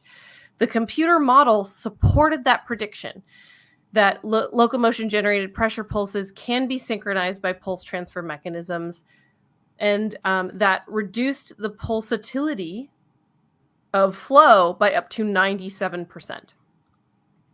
So it really does seem like this is what this blood vessel net is doing. This model could potentially be used to ask questions about other animals and what happens with their blood pressure pulses when they move, including us, of course. And it's one of the theories that have been put out there as for why we have the big brains. Being bipedal with fleshy feet, creating blood pressure injections to the brain over and over and over again through millions of years. Yeah. Yeah. So this hypothesis still needs to be directly tested because this was just a computer model. I don't want to say just a computer model, but still, it needs to be actually directly tested. So they need to measure blood pressures and flow in the brain of swimming cetaceans. However, that's not currently possible. You can't put a probe in a live whale for many reasons, many just being current rules that exist in scientific testing. But perhaps there will be new technologies to our previous conversation that will make this possible in the future. A nice jaunty hat for a whale that could check this instead. I don't know. But it would definitely need a chin strap so it wouldn't fall off. Anyway, I'm just picturing this now. But yeah, so this is something that ties cetaceans, ties whales back to the land mammals that they originated from. It's a common problem, but in this case, they had to develop a whole new solution because they hold their breath while they're moving. So pretty neat. They've got a blood capacitor. Random whale fact that I learned this week by accident. What do you think the oldest whale lifespan that we've detected is? Guess. 50? I would say like 60 to 100, somewhere. Okay. There's a bowhead whales have longest longevity amongst whales.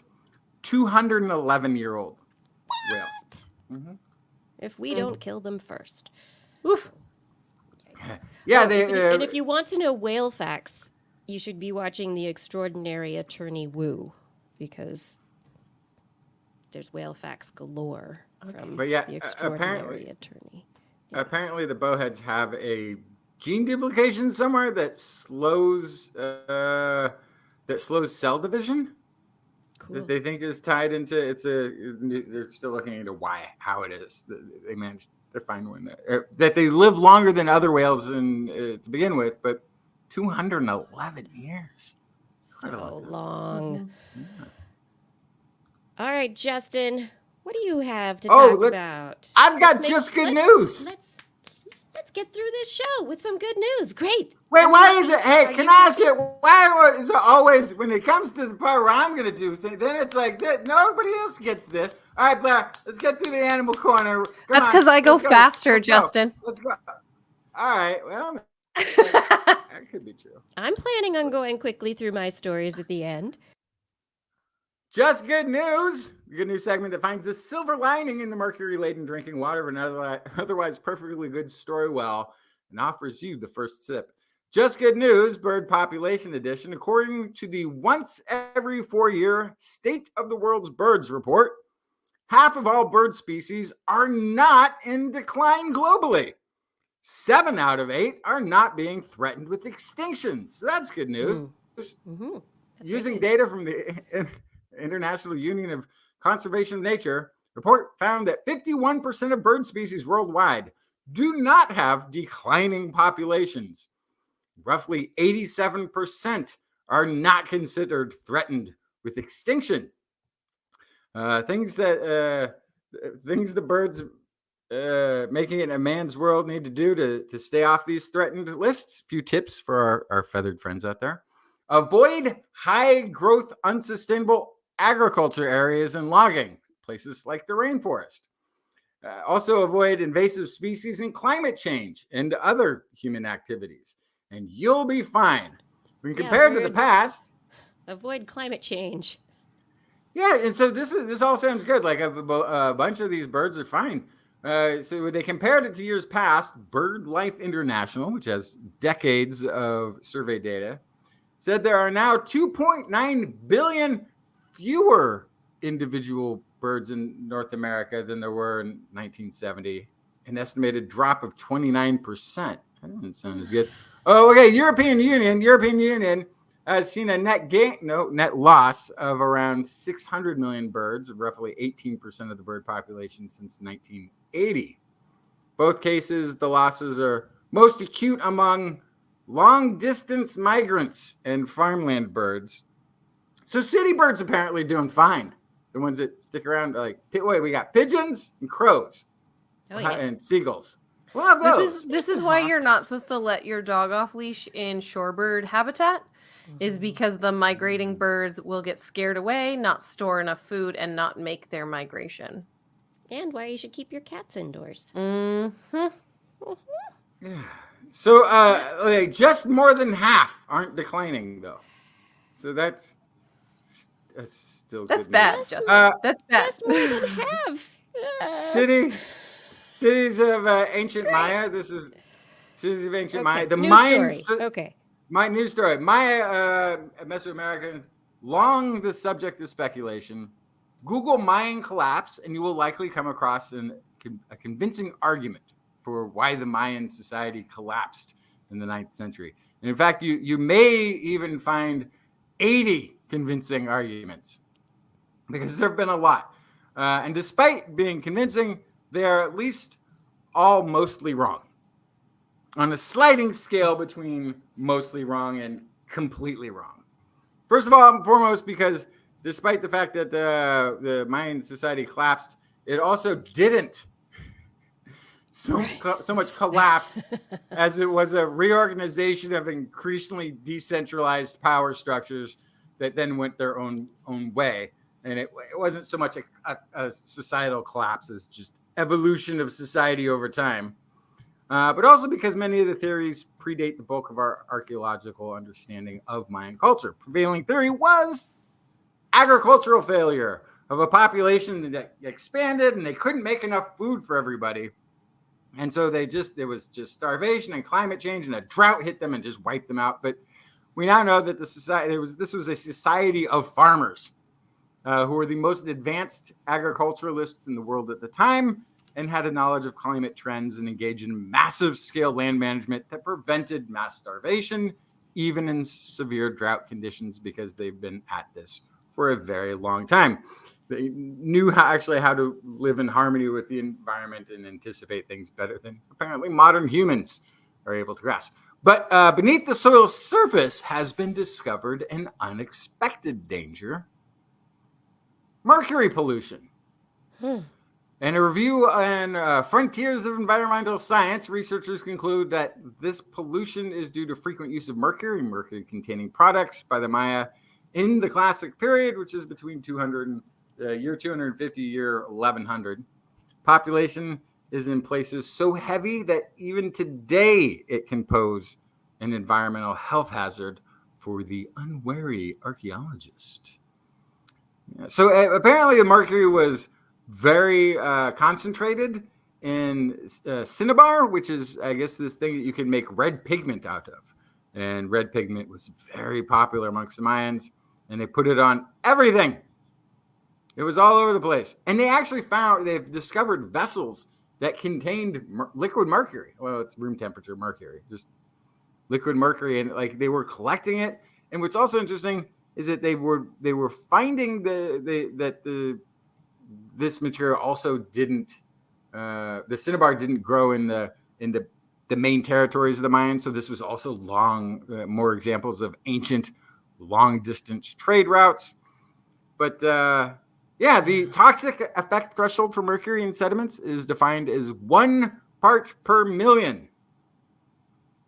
Where they found it, like at the site, Tikal, 17.16 parts per million. So 17 times what is considered the toxic threshold in one location. They found mercury pollution in the soil on almost every major Mayan site. Authors conclude that ancient Maya frequently used cinnabar and mercury containing paints and powders for decoration, and that the mercury could have leached from everything from belongings to, how they painted floors and patios and walls and the ceramics and everything, and that's how it got into there. And they also point out there's an interesting considered one of the last Mayan rulers of Tikal, where that concentration was so high, ruled around year 810, which is also when a lot of people think Mayan society collapsed, even though it didn't exactly collapse.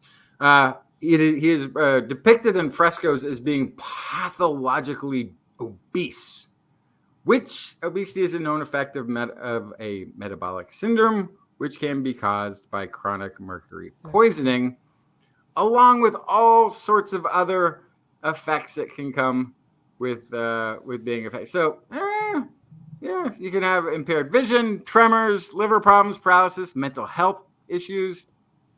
All of this can be associated. So add one more wrinkle to the why the Mayans collapsed story, which isn't also correct. There's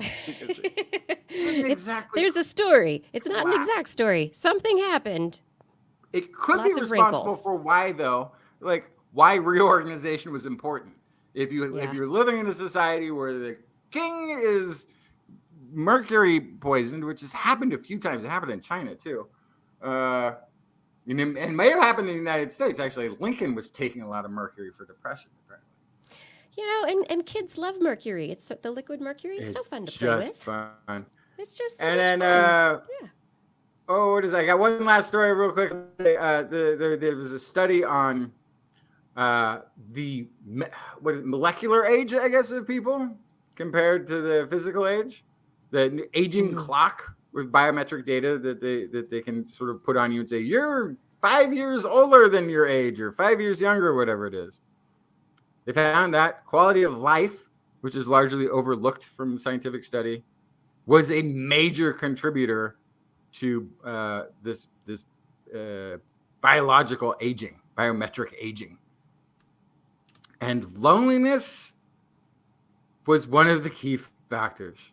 In fact, so aging acceleration, this is, people who are having strokes early, liver and lung disease early, all these sorts of, physical problems where they seem to be aging at an accelerated pace, was highest amongst people who lived alone, who were unmarried, who didn't have a lot of friends. So if you want to live longer, make some friends. And get married and have a family or whatever if you want to do that. But at least go hang out with your buddies at the very least. It was actually worse. Find a way to have a social life. Yeah. It was, and if you think it's not worth it, but I'll just live healthy. It was worse than smoking. Wow. Chronic cigarette smoking was bad, but it wasn't as bad as not smoking and living an unsatisfactory life or an unsatisfied life or an unsocial life. I would also argue then that bullying and excluding is akin to physical pain just to give somebody, right? So like it's doing physical harm. Mm-hmm. Yeah. Sorry, not pain, but harm. So that's a kind of the flip side of this that I think is an important piece is like keeping people from making friends and not being friendly can do real harm. So be a friend, be an ally.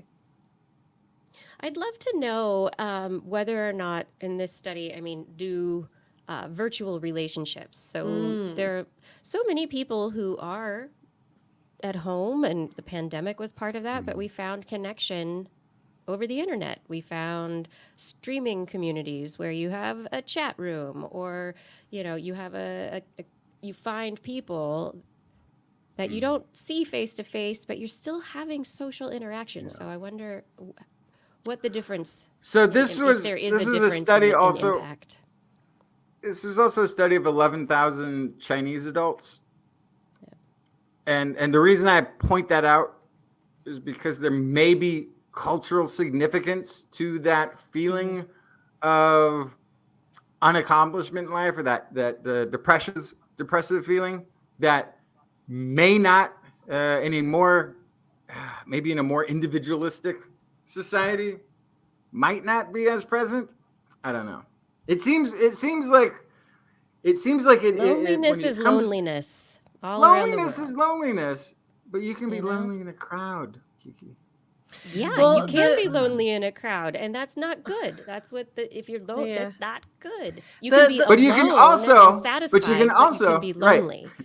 But Yeah. you can also be highly irritated in a crowd and have a Right. great sense of well-being home alone with a book you got at Barnes and Nobles, because now you're gonna go find one because now you know they exist again. Right. Life Yeah, but to satisfaction, And that might Kiki's be point, better like, for you. is somebody texting you and asking you how you liked that book? Does that create a social connection that then helps make you feel not alone? I would argue it does. We don't have the science behind that yet of how it impacts this same thing.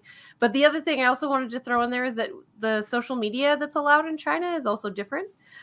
So it's a different experience being on social and it media might in be China stressful. from It's stressful, the self-monitoring of what you're putting Right. out there through an authoritarian right. government. So it is different. Yeah. Yeah. Just a different point. But Mhm. the key there is being social, Mhm. finding life satisfaction in whatever way that means for you. That's important. I've got a couple of stories to finish out the show. Number one, epigenetic transmission across generations. Researchers at UC Santa Cruz, they looked at C. elegans, nice worms, not people, not mice, worms. They published this week in Proceedings of the National Academy of Sciences their modification of a histone protein that changes the way DNA is packed in chromosomes. So we talked about those liquid chromosomes earlier. Well, sometimes they're wrapped around these proteins called histones, and when they're wrapped around the histones, it makes it hard for the transcription to take place. And so certain genes appear less in the proteome, and certain genes appear more based on how they're wrapped up in these epigenetic markers. The methylation is the key. So they looked at a particular mark called H3K27Me3, which is particular to a particular histone and a particular amino acid in a particular chromosome in the nematode worm C. elegans.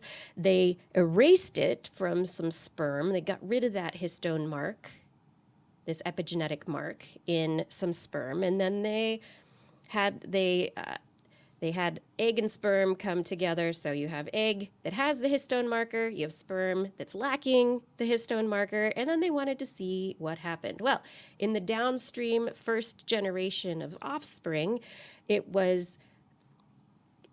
everything was based on tissues. So different tissues had different expressions of the markers. And this probably has to do with imprinting, where if you have two chromosomes, one of them gets turned on or turned off to be the chromosome that makes all of the proteins in particular cells in a tissue.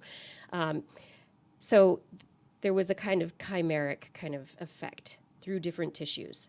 But in that offspring generation, you had some genes that had this lack of a histone marker and some that did not. They had the egg's histone marker that was still in there. Anyway, they went down another generation to the grandbabies of the original worms, and they found that some of the sperm cells continued to carry that lack of a histone marker, and so genes were appearing as proteins where they originally didn't. And what they're suggesting is that this is a particular mechanism by which we might see that transgenerational transmission of epigenetic changes. And so, like we've talked about on the show before, this is potentially epigenetic changes that happen during an organism's life. So, for example, you're under a lot of food stress, and that changes the way that your stress hormones are being released in your body, and so that changes the cellular levels of various metabolic pieces, and then eventually it leads to an epigenetic change. If that makes it into your sperm or your eggs, that mutation, that change, can go on down the line. So once again, we're sorry, Lamarck. You were kind of right. Exactly. Yeah.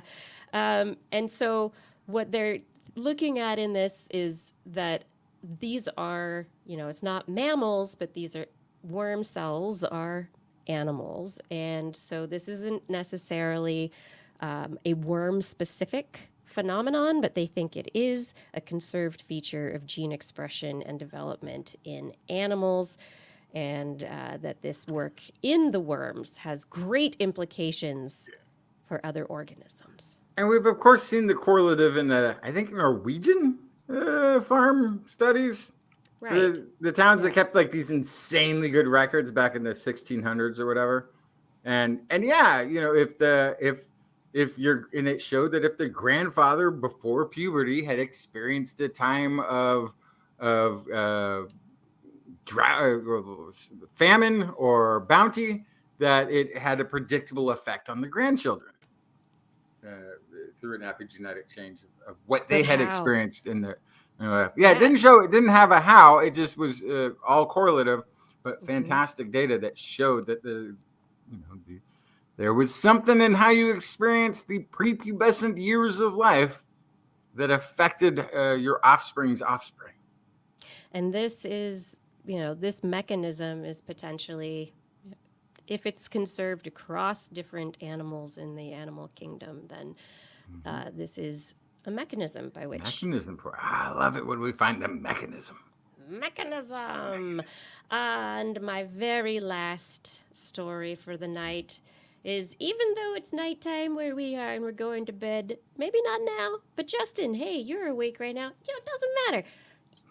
Try to get outside, everyone. We should really be trying to get outside. Science says, go outside. Yes. Researchers just published a study using fMRI scans of volunteers to figure out what happens to the brain after people go for walks in different environments. They had 63 healthy adult volunteers. This is at the Max Planck Institute for Human Development. They had them fill out questionnaires, related to how stressed out they were and other things. They had to perform a working memory task. Some of the stuff that they had to do was designed to induce social stress and make some of the participants kind of stressed out. But then they were like, then go for a 1-hour walk. And some of the people got to go for a walk in a busy Berlin shopping district, and others got to go for a walk in Berlin's 3,000-hectare Grünwald forest. In a natural environment. Yes. So, what do you think happened, everyone? The outside people had a better day. Yes. So both places, they had to walk a particular route, and apparently from the fMRI scans, they showed the activity of the amygdala. And dun, dun, dun. After a walk in the woods, the amygdala, which is like that stress center of your brain, was calmer. Go for a walk in the woods, calm yourself down. We know this now because we've taken pictures, fMRI scans of people who have gone for walks in the woods. And an hour walk is enough to calm the amygdala down. So an hour? I walked for an hour? Yeah. They did, yeah. There's this thing called the Parks Prescription Program, which this is exactly about. Maybe they didn't have the mechanism or any of the specific changes in the brain when that started, but there was an understanding that being in nature helped not just the psychological but the physiological state of a person. And so so there are doctors out there that participate in the Parks Prescription Program where you can get written a prescription to go to a park. That is a real thing that you can get. And so forest bathe. Exactly. So this is definitely related to that. But we're not talking about a park. We're not. These people weren't wandering around in an untamed forest of the Yukon where there's bears. It's a big park, but it's a cultivated park. Yeah. You have to have the right kind of nature. There are lots of kinds of parks.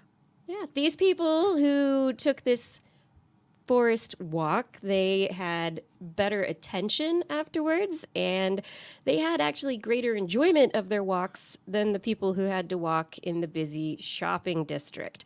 The people who took the urban walks, however, they didn't have an increase in their amygdala activity. So even though you might think that people would be like, I'm out in the city, then their amygdala would be Watch out for going- cars and bikes and buses. no, and... these people probably are used to being in cities, and while they didn't maybe enjoy it as much as the people who were walking in the forest, it at least didn't increase their stress levels. It didn't increase the amygdala activity. So there's something else there, but it does definitely highlight the fact, it highlights this hypothesis that nature is better at reducing stress than urban environments.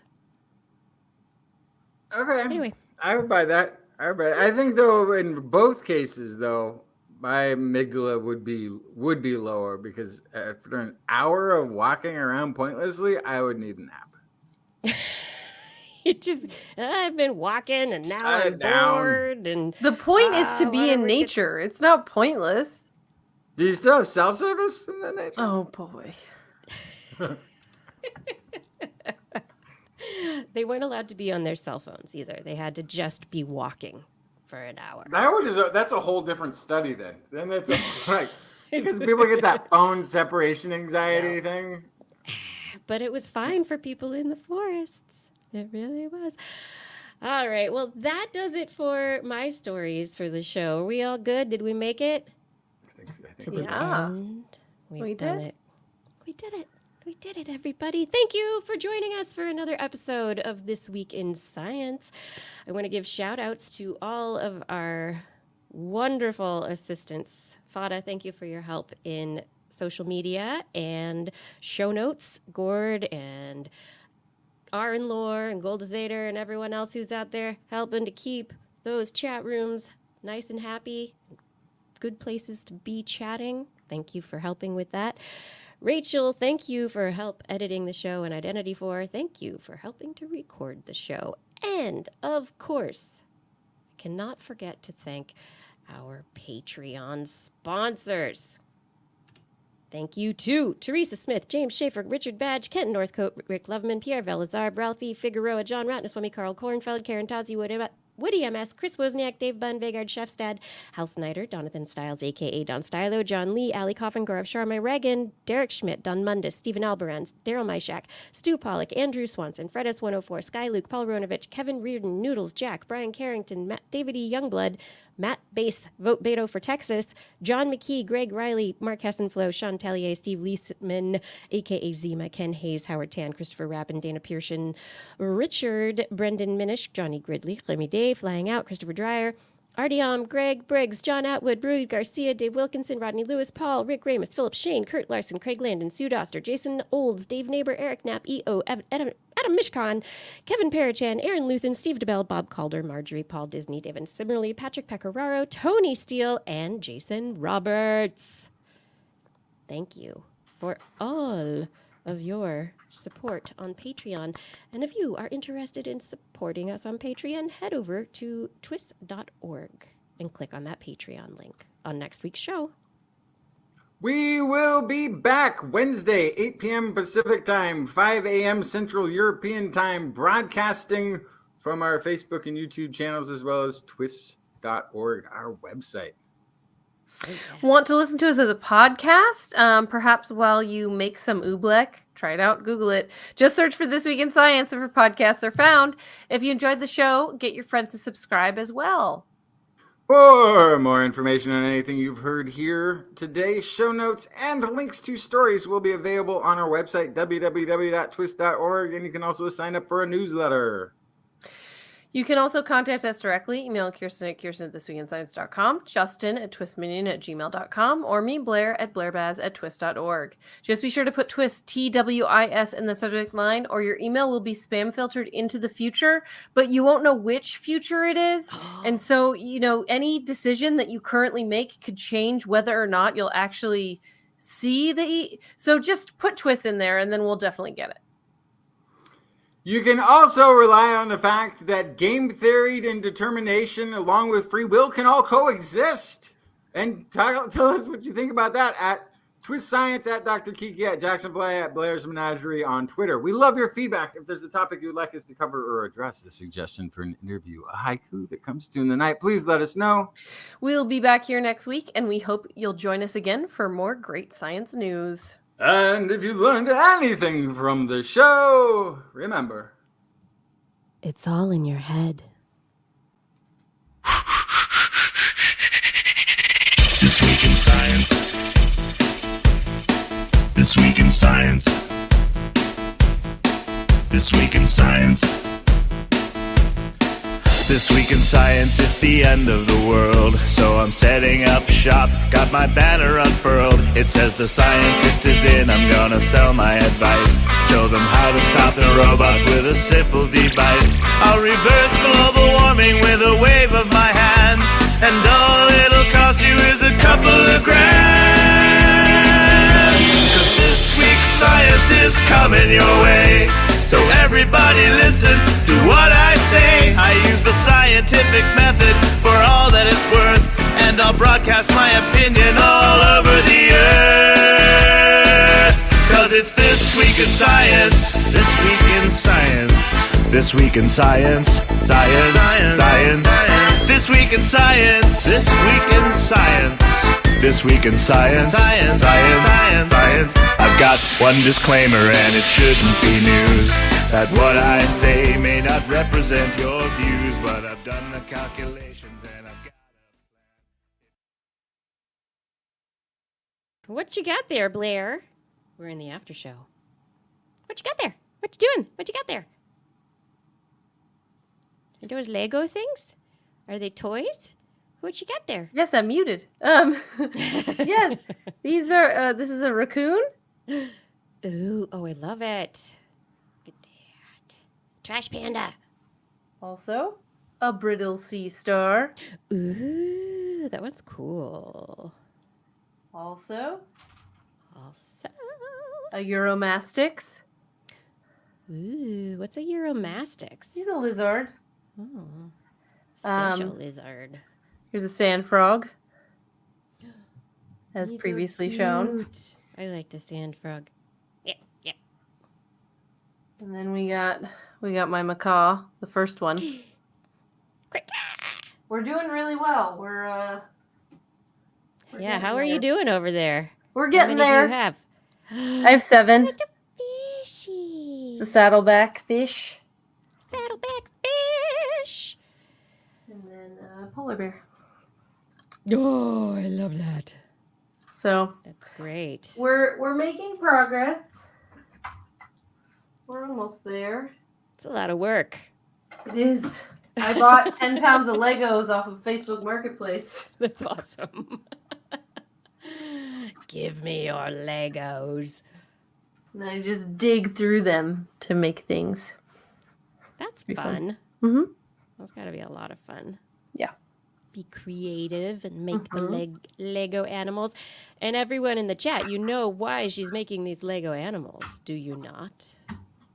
You know what it's I'm running out of time, but Yeah. Do you know?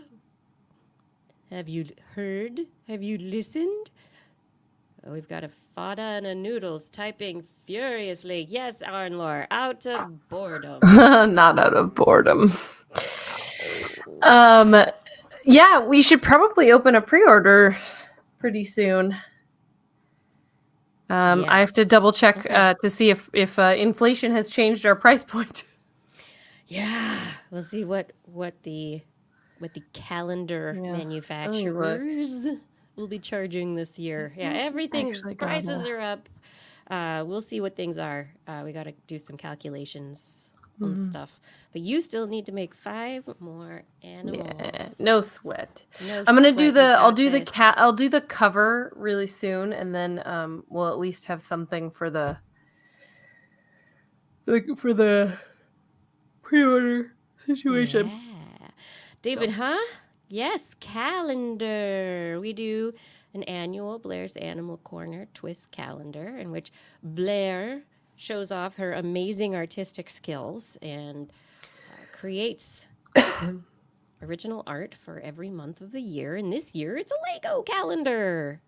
Lego animals. It's going to I be great. swear, next year, I'm just going to draw with a pencil. But then you're like, oh, and suddenly I'm shading and I'm getting in. You really get into it with the pencil. Yeah. Yeah. Yeah. But you haven't done that yet. So, Mm-mm. yes. But Blair chooses the animals and she makes the calendar. And we put fun science holidays on the calendar. We have TWIS broadcast days on the calendar. And then we let you order the calendars, and then you can have a TWIS calendar in your home. And also for certain Patreon sponsors, I believe we usually send original artwork. So maybe there will be, I don't know, Blair, can you give up your Lego animals this year? They're pretty special. We'll have to see. We'll have to see. Might have to I still have almost all of last year's art that I can send out. So those are still an option as well. Right. Okay. Those are pretty cool. And then yeah, these I might, what I might do, so here's what I think I'm gonna do. I haven't actually done it yet, so we'll see how it goes. Because like almost every year when I finally try to finish a couple pieces, I'm like, actually. So I think I'm going to take pictures of these out in nature in a habitat that looks appropriate for where they're supposed to be. Fun. So then my question is, so I think what I might do is I might put the picture in a shadow box and put the Lego in front of the picture. I like it. Yes. But it would have to fit in the shadow box, which some of these will and some of these won't. Like the raccoon and the polar bear would fit, and the macaw would fit. The brittle star. The frog and the Uromastyx won't fit, which is fine because those are my favorite. I see how it is. Have a good night, Fada. Thank you. Flying Out is saying in the Discord chat, I'm going to wait a bit. Got to have more confidence. Next year's going to happen. Oh, jeez. Yeah. You know, I think this is if something it we doesn't, can predict. That next if it year doesn't, will you might happen. as well buy a lot of calendars. Well, you know, if you prescribe to the make Jewish great gifts. calendar, next year already happened. Oh, that's right. Happy, Rosh Hashanah? Yeah. Shana Tova. Shana Tova. That's right. James Salzman in the chat is asking, what's the minimum number of Lego bricks necessary to make it count? Okay, first, picture a spherical Lego. No, I would say 4, and you would turn them upside down. You'd have What is happening? one of those the Justin's typical Lego rectangle art 8 is brick, not. and then 2 of the little 2 peg ones underneath for feet, and then one of the 4s up top offset a little bit as a head, but upside down, so the remaining under pegs can be look like an udder. That's what I would say 4. Be the minimum number of Lego bricks necessary for a cow. Happy, what is it? 5783, I think, is the year. Is that There you go. how many episodes we've done? No. No, that's the year in the Hebrew calendar. Hebrew calendar, yes. Oh. James Salzman was just asking how much to commission a Lego Bacillus thuringiensis israelensis. I'm looking for pictures. That would be. You'd have to find a good picture to. Let me see. Base it off of. Let me see what this looks like. Bacteria. There we go. Oh. The ads at the top of this are ridiculous. For some reason, there's like mosquito dunks, 6-count natural mosquito killer. They're donuts. They're like mosquito killing donuts. They're showing up in the ads for this. Oh, yeah, I see them. Mosquito dunks. So here's the thing. I have not previously done bacteria on the calendar. Yeah, it's been. I've only done Animalia in the calendar. Yes. That would be a bacterial. You know, you love the invertebrates. That would be a different calendar, though. That'd be fun. so I always have Did you do a- invertebrates you on did the a s- calendar. Did you do a slug one year? Yes, I did a banana slug. I did the brittle Bananas. star. That's my invertebrate this year. Yeah, every year they're I gonna did velvet ants last year. Yes. I did a few invertebrates the year of the stained glass. I did a dung beetle and a rhinoceros beetle. Yep. I did a peacock spider the first year. Beetle. So I always have invertebrate. I have a list. So I have categories. So I have to make sure that I have I have a fish. I have an amphibian, a reptile, a bird, and a mammal. I have to make sure I have at least one invertebrate, and I have an extinct animal. Oh, yes. And then the rest is just for fun. And then here's the only one that I have is original. There it is, but you still haven't framed it. Excuse Well, me. It's on It's just hanging out loose. It's no. I just had to go pull it. It's on it's magnetized onto the refrigerator door. On the refrigerator, there's so much water around there. Are you serious? You should frame that. Wait, but this is where everybody. This is in the room where everybody Everybody sees it. Put it on a refrigerator frame with magnets then. Fine. It will get ruined. I'm serious. If Fancy. that gets wet that first year, But that's you know all what? water soluble. But is it? Yeah. I better. Oh, I just set it down in the coffee. Oh man. No, it's fine. I got. Oh look. You want to know how to forge Blair's signature? I'm not going to show you, but you buy a piece of art and you can do it all day long. I have a secret for you, Justin. That's not my legal signature anymore. Oh yeah, this one's a little outdated, isn't It's it? changed. That is my art signature. That is not my legal Look signature. at the date on that. 15. 2015. The art's come Also, I back. sent you another piece of art. So, Mm-hmm. Me? Yeah, Yeah. it was in a shadow box. Yes. It was the second year I sent you something. Where is that? Shadow Wait, this was in a shadow box at some point. I think. I think it was Nope. this. Nope. What It was is the it? year where I had the painting in the background and I had the paper cutouts on the front. Ah. I don't remember which one I sent you. What is it? Because I don't have it. I can Here. look I don't at, have it at the here. ones that exist and you I've can got, tell like- me if any of them sound familiar. I've got like 30... I think I sent Kiki the blue-bellied roller, I want to say, is what I sent you, right? Was it the roller? I have to go find it in the box. I wanted the mammoth, but I think In the somebody else got box. it. Well, at least you just moved, so I did. I'll forgive Yeah, you I'm- for that one. I'm Jeez. I have I'm hoping like to get all 30 the something things up back here in the old country. I've got like 30 plus paintings and a whole bunch of other art. Yeah, so it's stored got to be away. there. But I wanted the mammoth, but I don't think I got it. Somebody else got it. The 2015 year, I got the zebra finch. Right. Yeah. So that's it's the one I got so here. that was for the 2016 calendar. So I The need dragonfly. where's the Is 2017 it a dragonfly? calendar? Did I get the dragon? I have Yes. the dragonfly. Yes, you did. That's the one Yep. in the shadow box. I That's sent it. you the dragonfly. I still have it. It's just it didn't come with me because it was in this bulky frame and really hard to bring with me. on Oh, the phone. how dare you!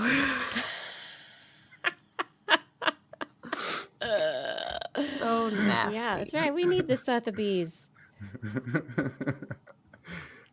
Shame. Shame. I don't know where all my art is. Actually, Your art is It's all over the wonderful world. places. I think Paul Disney. American may have one of Pika his- shadow box. Paul got a Disney has at collection. least one. Yeah, I think he has several. He has a at this point. collection. And a pillow, a pillow with a pillow. banana slug on it. Yes, those pillows, Ooh, the the pica. lumbar pillows are really good. Oh, the pica, pica. Pika, Pika. pika, pika. Where is it? I love 2018 picas. calendar. Shoot. Oh yeah, the 2018 was the coloring book. That was a fun one.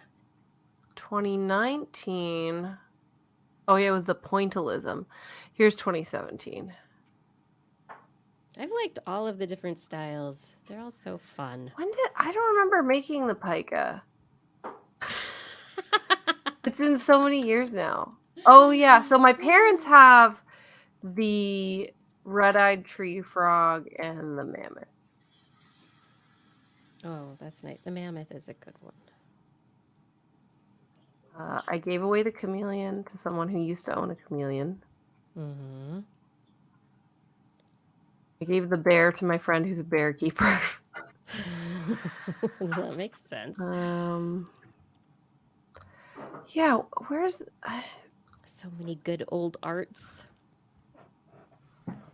when did I make a pica?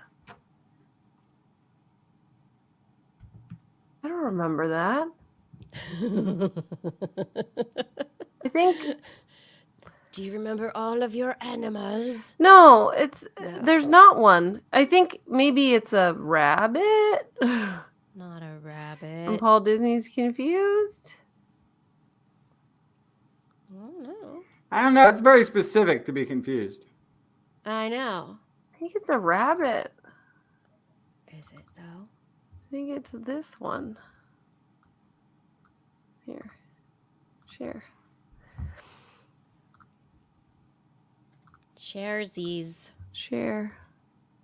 Share screen, please. Here we go. Yeah. It won't let me. You have to do it. Oh, add to stream. That's There we right, 'cause go. you logged out.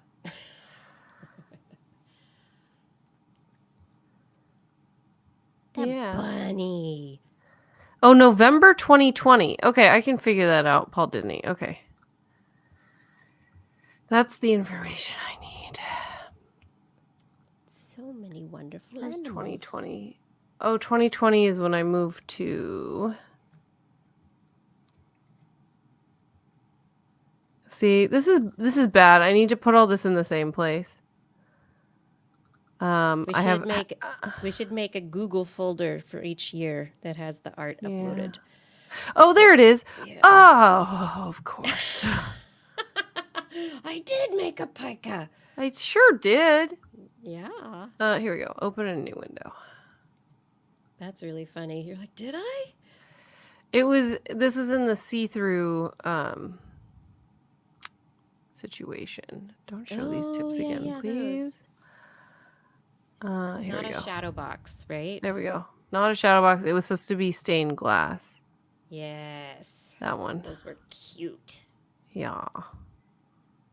Hmm. I liked the stained glass ones. That is a nice one. So many fun calendars. Those I were can't the wait for this hardest year's. ones, I think. Mhm. The stained glass. I got such a I got a huge callus on my finger because I X-Acto knifed all those by hand. It came out really well, though, so it was Yeah, worth it. I like it. I think Yeah, it did. it's a come out beautiful, good. colorful calendar. It's great. We have a shower curtain made of that stuff on Zazzle. Mm-hmm. Yeah, so if you missed the calendars, a lot of this art is also on the Zazzle. We do have a Zazzle store. If you go to twist.org, you can click on the Zazzle store.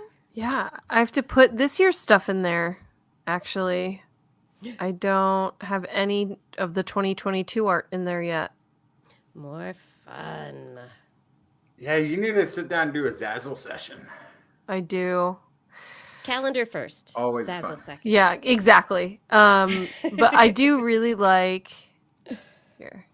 I really like this one. I think this one would be really good for some art. Or some Zazzle stuff. The saber-toothed tiger. I love doing the layering of the paint. It was really fun. I think this one also would be really good on some stuff. Oh, I liked that one. Yeah. What is that? The lionfish. It's a leafy sea dragon. Oh, Leafy yeah. sea dragon. Mhm, Yes. mhm. Okay. Now I see it. This one. Sea dragon. Tawny frogmouth. That was a good one. Favorite. That is my favorite bird. The mammals that survived the dinosaur-killing asteroid, were they pikas?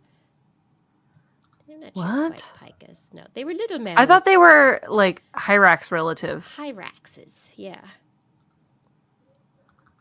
Look at this silly Emi. Hi, I'm an email. Fun art. Yeah. So much fun art. Kitties. Week, week, week. Week, week. All right. That's enough of that. Oh, everyone.